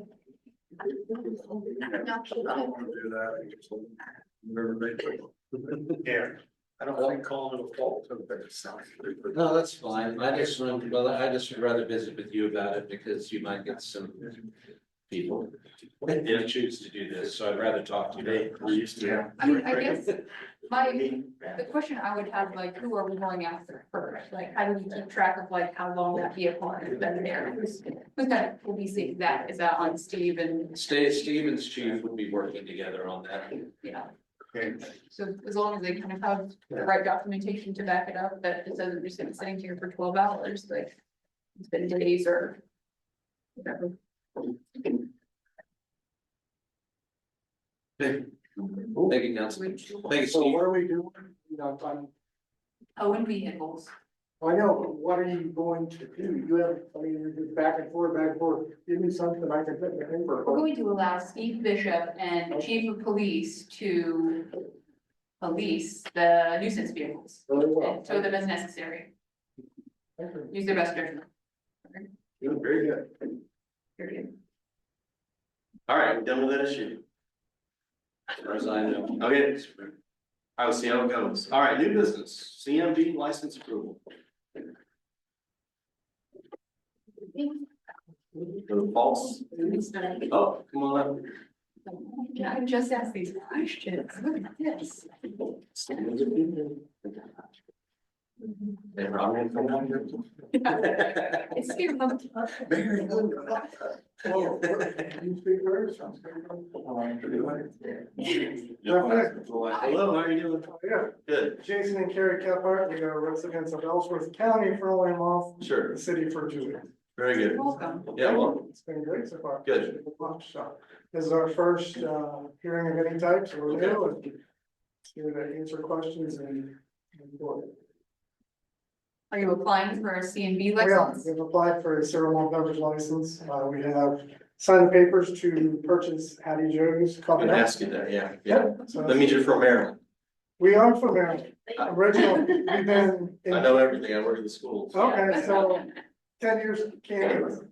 1 year we spent outside of Kansas over the last decade, but we were born and raised on Chesapeake Bay, Maryland. Okay, Bringing some seafood. Right. to oh, good. Work with the beef and Yeah. number one is to keep the coffee shop intact for the community. Good for And we're you. gonna add to, we're gonna add to a bunch of different. Well, very excited to have you, for sure. So, yeah, Really, I have something to say. They're awesome. good, good, Awesome. good. Nothing's changed except for us being out walls and new is gone. It's just perfect. Good. Thank you very much. And I wish I could be there more often. We hope to see you more. Thank you. I plan to. When do you officially open? When does your ownership take over? Or have you already signed the papers? We have signed the papers, we're doing a slow takeover, we're Okay. in the building now, kind of making some adjustments. Good. Our full, it'll be the rail yard. Okay. When full ownership takes place. The name will be changed to the We railroad. will, we're gonna get to Okay. the rail yard, it'll be Beachfront Tavern. Nice, Get to the CMB. yeah, That all is predicated on licenses. Yeah. Different state processes. and everything. Sure. But we're on site and ready to dig in. okay, we're glad to have you, yeah. Thank you. So I guess while we're, if your notes don't show, we're here to ask for a variance on the Ellsworth ordinance, 5.12.070. I'm gonna go ahead and jump in at this point. Yes, Captain, you may. Part of our ordinance for applying for a liquor license, which apparently are supposed to be done every year, requires an inspection and a brief background for the proprietor. Background was run, there's nothing that would disqualify him by the state or our ordinance for that. However, our ordinance does have a couple of sections that we have a sticking point on. Initial inspection was done on the 9th, and then I did a follow-up this morning where they've gone above and beyond in correcting deficiencies that were noted. There are two things that we need to look into. One of our ordinances that he just referenced, the 5.12.070, requires a year of residency in Kansas and 6 months in Ellsworth County immediately preceding the application for this. It's the police department's recommendation. If you guys are willing to go ahead and waive that, you'd have to waive it for this calendar year and next calendar year. Otherwise, they wouldn't be able to go into the liquor business until September of next year. Yeah, by the way, our ordinances are currently written. The other one that's in progress and being fixed requires location selling cereal malt beverages to have both a men and women's bathroom. They're actually currently remodeling right now to be able to provide 2 separate bathrooms. It's not done yet, but I expect it'll be done by the end of the month, showing the progress he's made just over this weekend. So what was the name of that variance number? What was that? So for the duration of his stay within Right, both the state and county, it's 5.12.070. If we look on our ordinances online, it's under that section. And then the one requiring the bathrooms is 5.12.110, the section C, Charles. Okay, back. Sergeant Hattie. yeah, so we need to probably make a motion and, I'd like to make a motion that we go ahead and approve the cereal malt beverage license for these folks. And with the variance that since they have not lived in Ellsworth, we'll give them a variance on that because they show that they are committed to the prosperity of the town by purchasing the business. And they have moved to Ellsworth, so I don't see the reason Both calendar years. for both calendar years. I'll second that. all right, Counselor Panzer has made a motion to award a CMB license for what's eventually gonna be called the rail yard for the next 2 calendar years. That is variance for the residence requirement 5.12.0.7.0, and then the bathroom variance will be for ordinance 5.12-110 Charlie for both calendar years, and Counselor Bernard has seconded that motion. Any concerns about that? All right, hearing none, all those in favor say aye. Aye. Opposed? All right, motion carries. Congratulations, yeah. Good to see you. Yeah.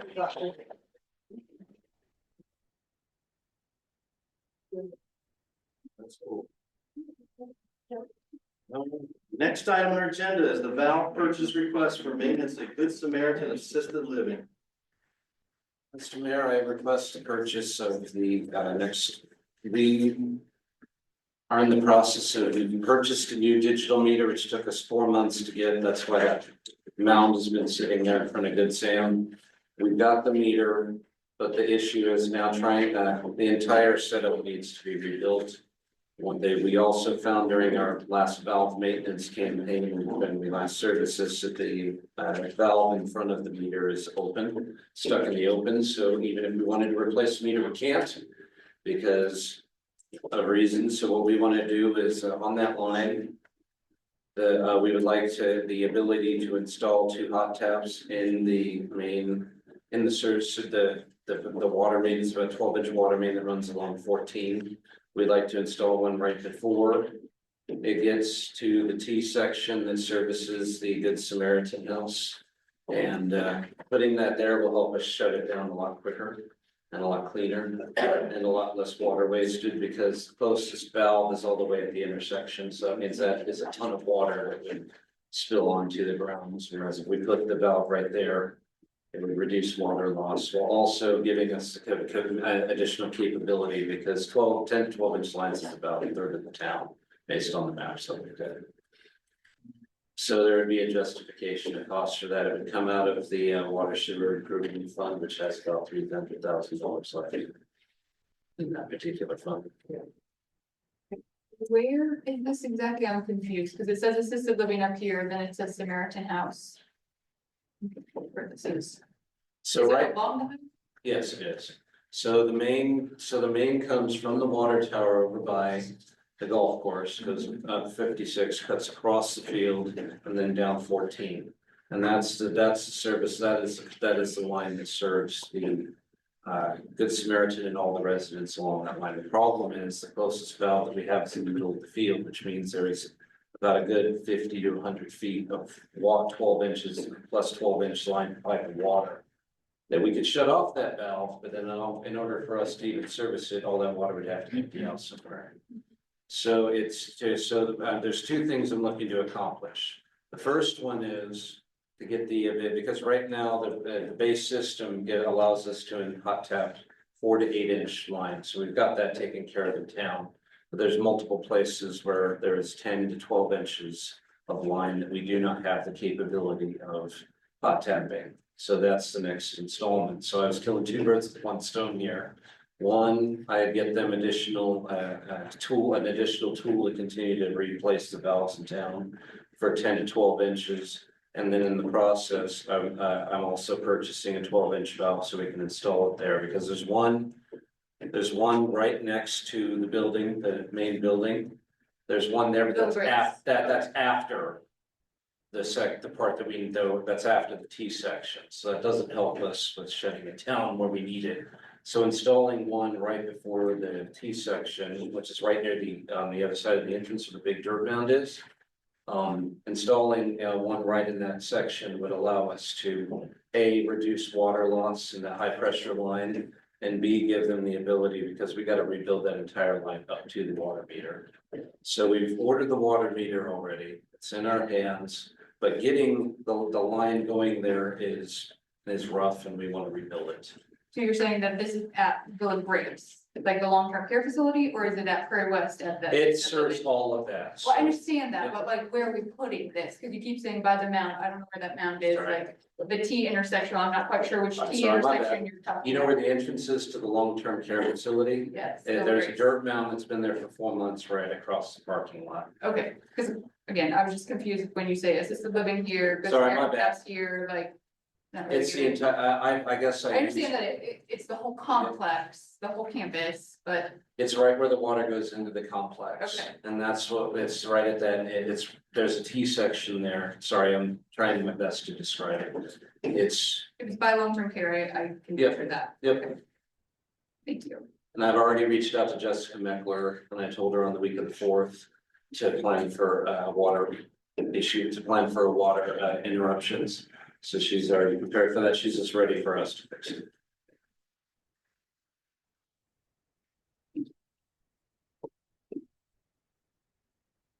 Okay, Mr. Mayor, I move to approve the attached Sales order to Hydrostock in the amount of $64,612 be paid out of account 090-90-2999 for repairs to the water line at Good Sam.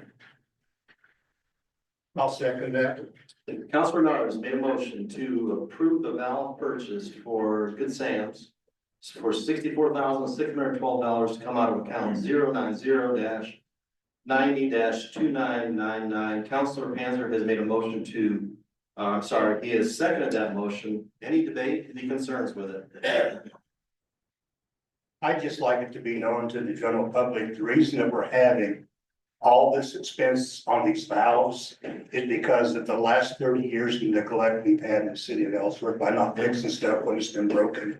And it's so sad that it all comes up and it seems like we're the bad guys having to fix all this. But if we don't fix it, what's our community gonna be? Yeah. And there's another interpretation, Don, is that because we are no longer taking the water sewer money and shifting it to the general fund, now I'm actually using it for what it was designed for, which is actually updating our network. That way people understand why we're doing all this. Preventative maintenance. Yeah. Yes, Okay, preventative yeah. maintenance. Yep. And most of the 64 grand is for the tool to do the 10-inch and 12-inch line, so it's that, you can use that. Yeah, over and over. Yeah, so that's just more, we can work on them. Whereas if we pay a contractor, it's $5,000 to $10,000 per replacement. You know. Ridiculous. I guess we're ready to vote. All right. Hearing none, all those in favor say aye. Aye. Opposed? All right, motion carries. All right, moving on to the city plumbing invoice approval. I think this is our last thing, right? Did everything else we'd already done? I've lost track. I think it's it, Maybe you got to. unless there's another page. But Is it's that it? not on the, City plumbing invoice approval? that is. She's already talked. Yeah, she's done. Public comments, we should do. So this is just a request to make a purchase. I asked City Plumbing to, that we had a sewer leak on the pipeline, the pipeline going across the dry riverbed on the south end of town over by the Boy Scouts facility. And so back to preventative maintenance while also fixing a problem. And the line was over, almost cast iron lines start rusting in about 30 to 50 years. So that one just reached its time. We put a cap over it.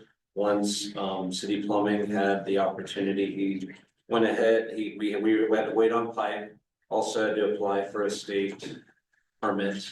And we got all that done. He got the pipe replaced and he also added some riprap because some of the pillars or the supports to the pipe were starting to expose and I was afraid it was going to topple over if we continue to let it.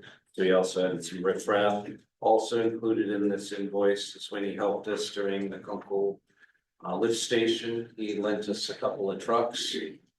And so that is also included in this invoice. He helped, his guys helped us clean up a lot of the mess that was happened there. So this is kind of incorporated into these three invoices. And so I'm just asking for approval to pay this. Because it was a sewer problem, I asked him to do it. That didn't have an amount, but it needed to be done because even with the cover on it, it still didn't cut out completely. So as soon as we got the pipe, we installed it. We also took care of a lot of trees around the pipe to also remove future issues.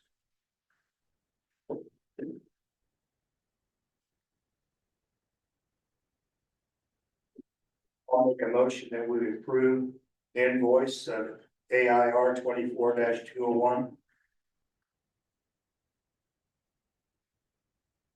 I'll second that. All right, Councilor Panzer has made a motion to approve the city plumbing invoice approval. That's agenda item report AIR 24-201 and Councilor Bernard has seconded that motion. Hearing none, all those in favor say aye. Aye. Any opposed? All right, motion carries. So have we gotten through it, everything? Yep, you're just down to, department. head. Good, okay, all right, here we go. That's impressive, there's a lot of stuff.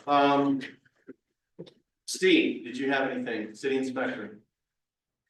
Or Delvin, either one, I have nothing. okay?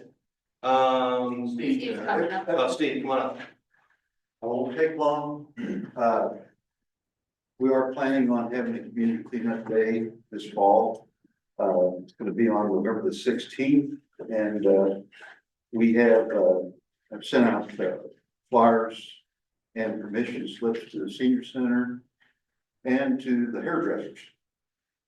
And we're basically shooting for residents here that are over 65 and need some assistance with maybe getting some stuff cleaned up. We've got tree mitigation removal, property cleanup, debris and removal, and miscellaneous tasks. The tree mitigation, we ran into a couple issues last year where somebody wanted us to take a tree out. I went over and looked at it, it's sitting underneath power line. And so what we're trying to do is get this cut off by November the 8th, and I'll have time to go around to each of these locations and make sure that we're not gonna be getting into any kind of mischief. We can call a power company and then they'll let them take care of any of those things that are going on. We have registration for the people that volunteer for this. And we also have contacted the high school. And we got a separate registration form for them. It's not as detailed, maybe as ones that normally volunteer for other things. But it's gonna be sent to the Honor Society and to the FFA. And we did have those people come out a year ago when they came out and helped us, and they did a perfect job. And they get credit for that as well. So anyway, if you know of anybody that needs some assistance, why, let us know. We'll get them signed up. Thank you. Are we opening up the limb pit again for that, or what? November 16th. Limb pile for that cleanup day, or? I had not discussed it with staff yet. It looks like just the people dumping branches down there again. There's a fresh pile of the trees down there in the south of the pile. Oh, is it still open then? No. No, but there's still people dumping, so, And they're still dumping there, but it's not open anymore. yeah. Trust me, I know. But since if it burned, there's fresh roots been left there. All right, fire chief, I don't believe Ralph is here. Police chief, Penny, you have anything, come on. No, well, you know, it's- On one note, last month, we had 252 calls for service. One major thing that came up that I'm sure everybody heard about was the school shooting threat. As soon as that happened, we got notified of it Friday afternoon. After students had gone home, officer went ahead and took the report and started investigating. By Sunday night, we had found out it was unfounded. However, the schools and the department came to an agreement, and we had officer presence there Monday to comfort students, to talk to parents and stuff if they wanted to come up and talk. Myself and the superintendent were there with the principals, so anytime a parent came up, we all got them in the conference room, talked to them and discussed the whole issue with them. So, you know, help set people's minds at ease. There was a lot of misinformation that got out there. I just want everybody to know it was handled. It got taken care of over the weekend. I was building phone calls during the weekend, so. Yeah, you did a heck of a job. It got taken care of, and we tried to squash it. Unbelievable job. The school system and you was great, quick, professional, thought of every communication angle, addressed the misinformation, you know, it was textbook, I thought, you know, so. Well, unfortunately, we're not good at it, which I Right. guess, fortunately, That's we're right. not good at it That's too, right. because that means we hadn't had to do it much. That's right.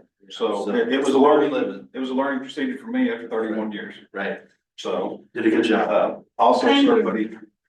You're welcome. Thank you. Also, know that on October 31st, the first responders will be having their annual trunk or treat in the 200 block of Kansas. Very good. Thank you, chief. All right. Great update. let's see, David or anybody, is Troy here? No, okay, come on up, David, you wanna give us an update?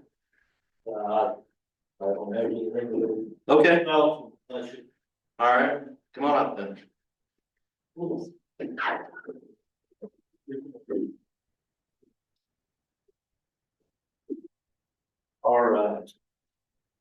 I'm Dave Wilbur Buckles, work for the city. Our lead and copper, review and everything else that we did is finalized as of today. We had till Wednesday to get it done and it is finalized. So everything that we went through with the surveys and all that, that's all been sent in. And appreciate all the residents that did do the survey, because it helped us a lot, so. Thank you, there's a lot of work. Yeah. Yeah. But you met a lot of people too, didn't you? Yeah, Yeah. yeah, and they really, talked to you, you know, and wanted to know, you know, all about their piping. Right, it seemed like it was a positive interaction between you and the customers, and you met a lot of people, so that's good. But what I heard, the feedback I heard was very positive, so. That's about all I have there, so. Thank you, David. All right, any other supervisors back there? All right, city attorney, do you have any updates?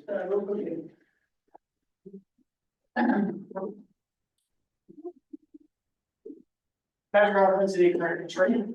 Council have a proposal or an idea I had during the meeting. On Thursday of this week, I'm doing a Zoom online coma and Cora training. I do this as they pop up, it's free.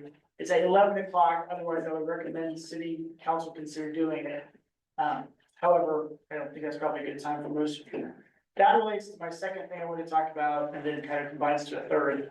The League of Municipalities has a handbook for effective meetings. It's like a short binder that talks about how to run a meeting.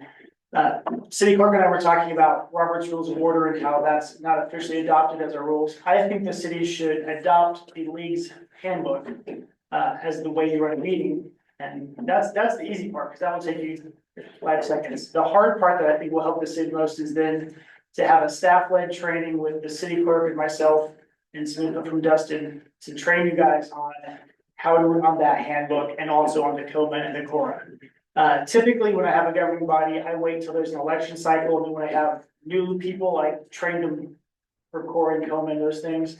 But since I jumped in kind of in midstream on this one, I don't know when the last time the city council had that process was. But, you know, it's. January. Okay, well, I think we need it again.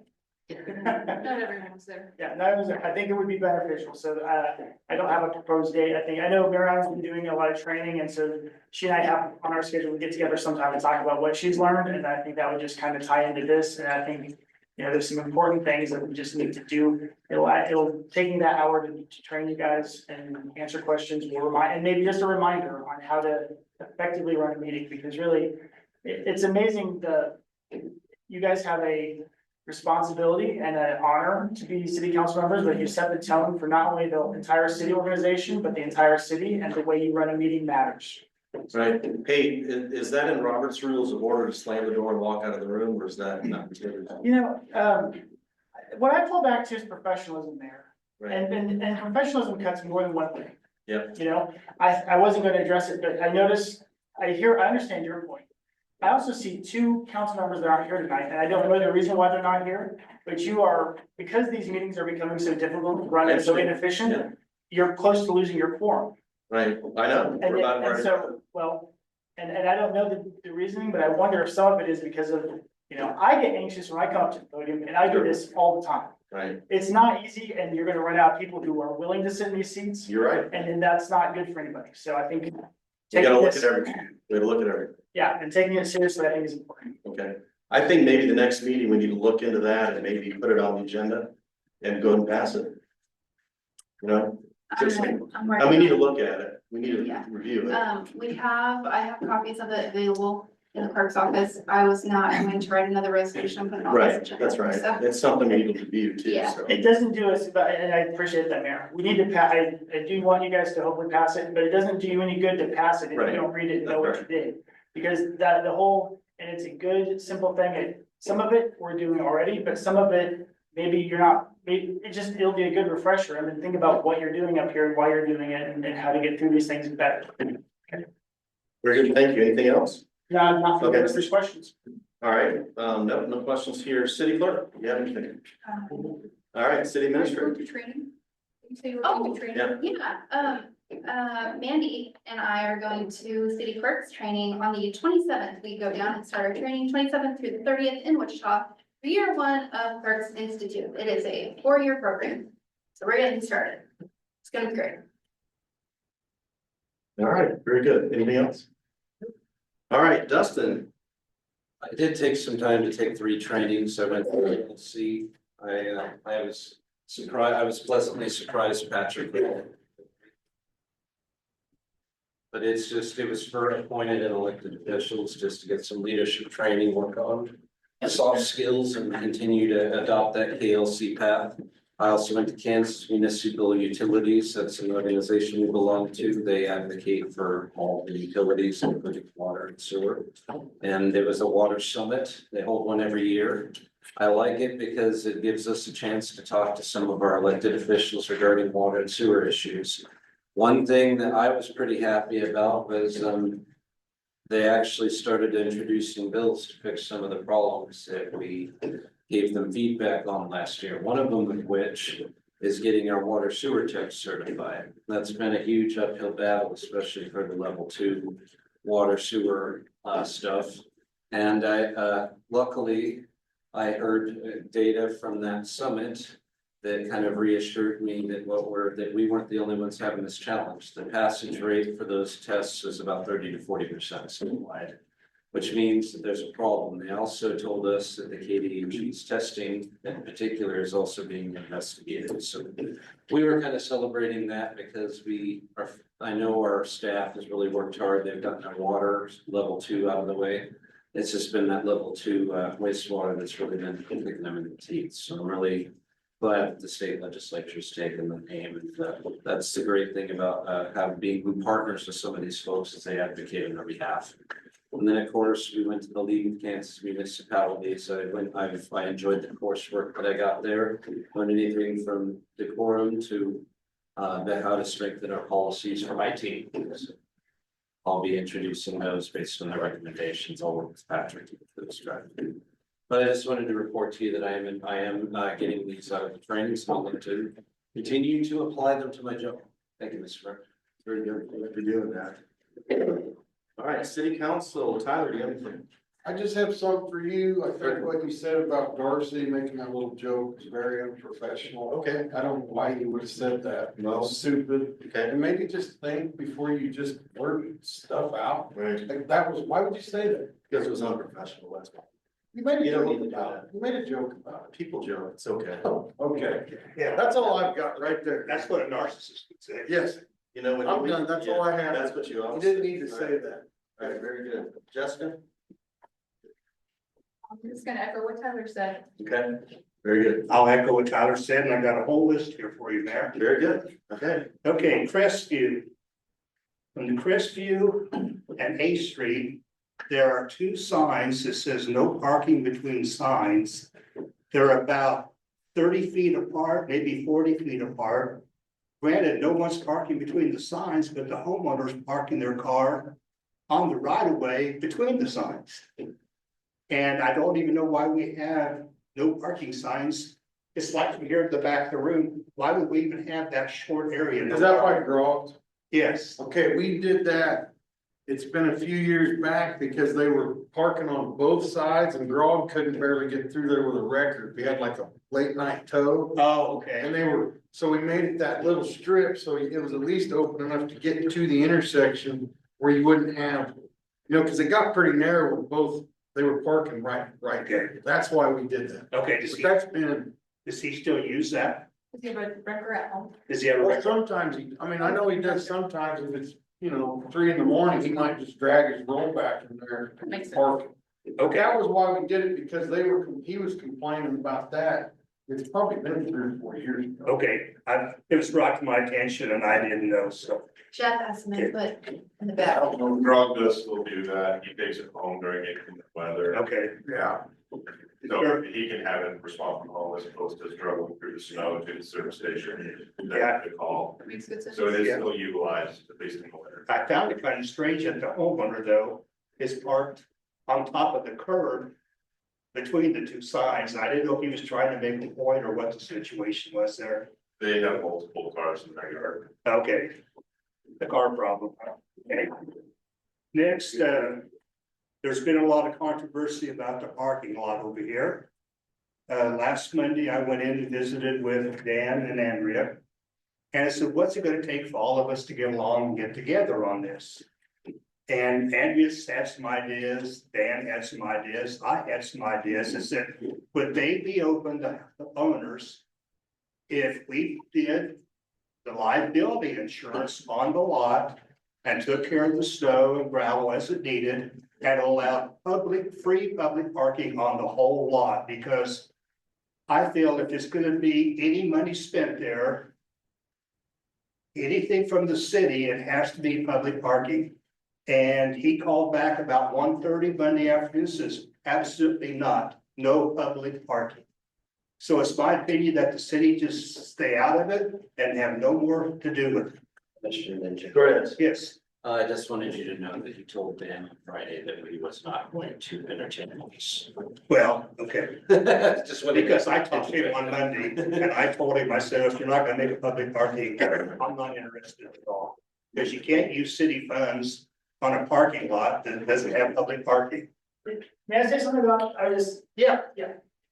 I didn't, but I was thinking about that situation also, and you know, I guess I think for my part, I agree with what you said, like, we should consider whatever it is we do, or listen to things. But the reason why I think it's hard for the city is, you know, in 2003, is when that first lease is the way it was. We entered a lease that said we take liability, maintain it, and make it public parking. And so it was for 20 years, and I think it was probably like that before 2003, we just didn't have it written down. So it's been the same way for 20+ years, and it's been a relatively sudden change of ownership, and the idea of changing it has moved very quickly. So the city kind of got caught off guard completely by this arrangement, which has been there for 20 years. Someone coming on and suggesting they wanted it to be different. When the new owners bought that property, I assume knew what the situation was, so, you know, I don't know that where the city's at or where you guys wind up with it, but it definitely has been someone asking us to change a big thing very quickly, and so it makes sense to me that we go really slow on that. Yeah, if it's not gonna be for the public, we can't use public funds or public addition. You're spending taxpayer And dollars. while you're up here, stay up here, I've got a question for you. Okay. I'm gonna move on a little bit. On the 11th Street at the last meeting, we talked about stop signs and school zones. Has that been looked at, chief? We discussed that today. Okay, And I'm gonna go by, take a look at it, and Dustin said with my recommendation, then we'd probably arrange some stop. because I've had other people mention that the stop sign on the north-south part of the school zone, 20 mile an hour, that people are going through their 30, 40 mile an hour lot at least. So I just wanted to bring that up to let people know we're aware. Through a stop sign or through a parking? Stop sign and school zone speeding through there, like there'd be a school zone, you might slow them down. Right, and we've also had a discussion throughout the department of whenever we have 2 officers, making sure one gets out there, because when we only have 1 out there, we have them taking care of the school buses. Because we still have people that like to fly back by school buses when the red lights are on and the stop signs are out. So to take care of the elementary guys, my guys are usually over there, but whenever we have 2 out, I'll start sending 1 over there and 1 to go to school buses. To handle that, then I'm gonna take a look at the stop signs, and if it looks like we need them, I'm gonna recommend we have them put up. Yeah, if that school bus ticket is a big ticket and people come to municipal court and complain about it, and I just want them to know, don't go past the school bus. Yeah. And don't get yourself in that situation where you have a big ticket, please. Okay, thank you, chief. Yes, sir. Okay, and then, I noticed it looked like someone moved out, and this is for Steve, Someone's moved out of the 221 Blake house. Right across from the Kirkendalls. That is a total mess. I don't, if you want to check that out at all. 221 Blake? Yeah, okay, so what's been going on there, that property is actually owned by two of the Schaefer brothers, that live out in Colorado Springs. I've been in contact with both those guys. They actually were there this last weekend. And I went over today, they've got the lot cleared off now pretty much. He has put the floor up on there. He intends, he says, to come back and he's gonna get a dumpster and clear out the house. The property, there was an RV on it, motorhome. Yeah. That was not his, that belonged to, the Schaefer's there next to Quick Trip. And, it was towed, I believe. Okay. Good. So anyway, right now, that, as of this weekend, the property was cleaned up. So it should be okay for a while. Okay. And, also, he made an arrangement with the neighbor to, mow it next year. Okay, so it's being taken care of. Good. Okay. The other thing I have for you, Patrick, is with everything that was said, denied, and verbal words going back and forth, I want to make sure we, as a city council, we are protected, because I can see we're headed towards a hostile work environment towards Dustin. And I don't want to give the wrong inclination. I don't want Dustin think, or the public, that we condone the hostile work environment. It's got to stop or we're gonna get sued. What's your opinion? How should we go forward on this? Well, so one thing I was going to address when we did some training, and maybe when we looked at doing the new procedure for how to run a meeting is, I'm going to answer this more broadly than just Dustin. It's one of those situations that could apply to any of our. I want to protect the city. Yeah, so what we need to really think about in terms of the public meeting. The council all knows, I think by now, that to discuss any of our employees, we need to go to executive session to preserve the employees' right to privacy. They have a right, even if they've done something that was against the handbook, they have a right to be discussed privately and not be publicly brought out there. We also need, I think, in my opinion, I would like to amend the way we define public comment to say, yeah, public people can comment, but they should not comment publicly at a commission, at the council meeting about individual employees by name specifically. The reason is we are hosting this meeting and we are providing someone a forum to potentially defame anybody, any of our employees. That's inappropriate. Now, I'm not saying that city employees should never be criticized. There are many avenues that an individual from the public could make a city council person aware of something. They could call you, they know how to find you, they know how to email you, they can contact people directly, they can contact me. But every other situation I've dealt with dozens of situations where a person from the public called a council member or a city attorney or the administrator and said, your employee is doing X, Y, Z, you need to be aware of it. And then that council member can take it to the city council and executive session, and it can get dealt with properly behind closed doors without any kind of, some of the situations you're describing. But somewhere along the line, we have started to get pretty loose with that, and we have kind of, in my opinion, forgotten of our responsibility to run the meeting in a certain way and to have obligations to your city employees. And this sometimes has happened to me for other places I work, where yes, the employee in question, was doing things they shouldn't have, but we still didn't publicly go out there or allow the public to trash them. Yeah. So I really think we need to focus on that. For the reasons you gave, and also just because of professionalism, and also because I believe it is just the right way to treat people. Yeah. Okay. It also goes back to Cora. Does it go back to Cora? Yeah. So. Yeah, so, and then the other thing I'd like to bring up is, I'd like to make a motion that on our agenda, that we allow 5 minutes per subject to address the city council. I would like to change that to 5 minutes total. I guess I'm slightly up. When I was doing training, I was gonna see if the council would be interested in addressing that. Every other place I work in does not give 5 minutes per subject. It's 5 or 3 or 2 minutes total. And I mean, the fear I have, although we didn't have a long one tonight, but theoretically, if a member of the public said, hey, I've got 10 different things to talk to you about, they could take 50 minutes out of your meeting and they legally, they don't have a right to just open mic, Yeah. There are many other forms they can avail themselves of, but this is your meeting, you have a duty to do this business in a relatively efficient manner, and so I think if you look around, no other city allows 5 minutes per subject. Yes, see, when I made the motion, do I have a second? I'll second that. All right, Counselor Panzer has made a motion to amend the public comments, petition of the delegations to read, for all comments, please state your full name and whether you're an Ellsworth City resident. All comments are limited to 5 minutes per person unless city council has further questions. Yeah. Sound good? Yeah. Yeah. Counselor Bernard has seconded that motion. So is that an ordinance? Is it a resolution? Like, do we have to change something? Is it just at the mayor's pleasure? Yeah, we don't have to do special anything more than mayor discretion or council discretion. So if you guys adopt it, then you change it.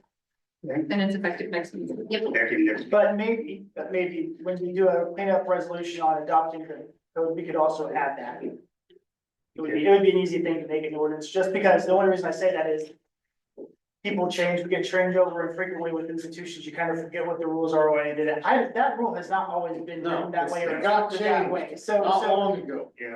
So it would, It I just think it would started be, popping up. yeah, so that's why I think it might make sense to include it for tonight. Just do your motion, and then the next one, we do an ordinance about how we're running meetings, we can add it then, and then it would be on the book, so we can remember. So we can vote on it tonight to start it now. Oh, yeah. Okay. Just for clarification, on August 22nd of 2022, we were allowed 5 minutes, a 5-minute time limit per speaker. And then September 12th, 2022 is when it changed to 5 minutes. So per 2 subject. years ago. So it wasn't recently. No, it wasn't recently, no, it's been, like when I was on. It's been 2 before. years ago. Yeah, when I was on before, we didn't So have the that. whole concept that I changed it 2 months ago just got dispelled.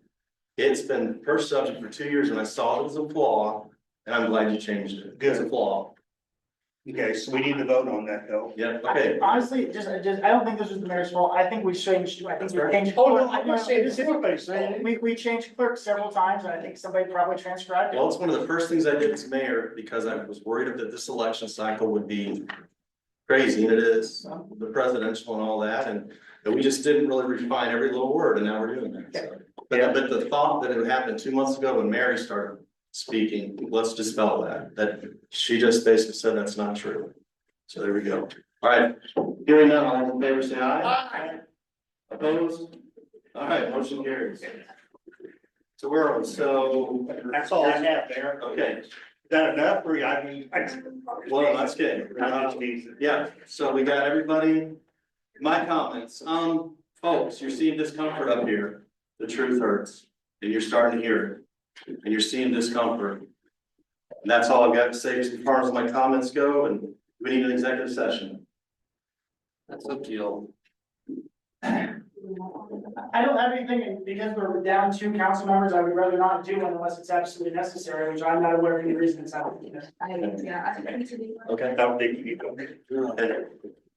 All right, so let's get a motion to adjourn. Mr. Mayor, I made the motion to adjourn the meeting.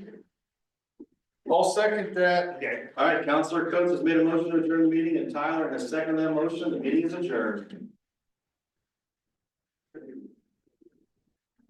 I think the next meeting. Okay. Okay.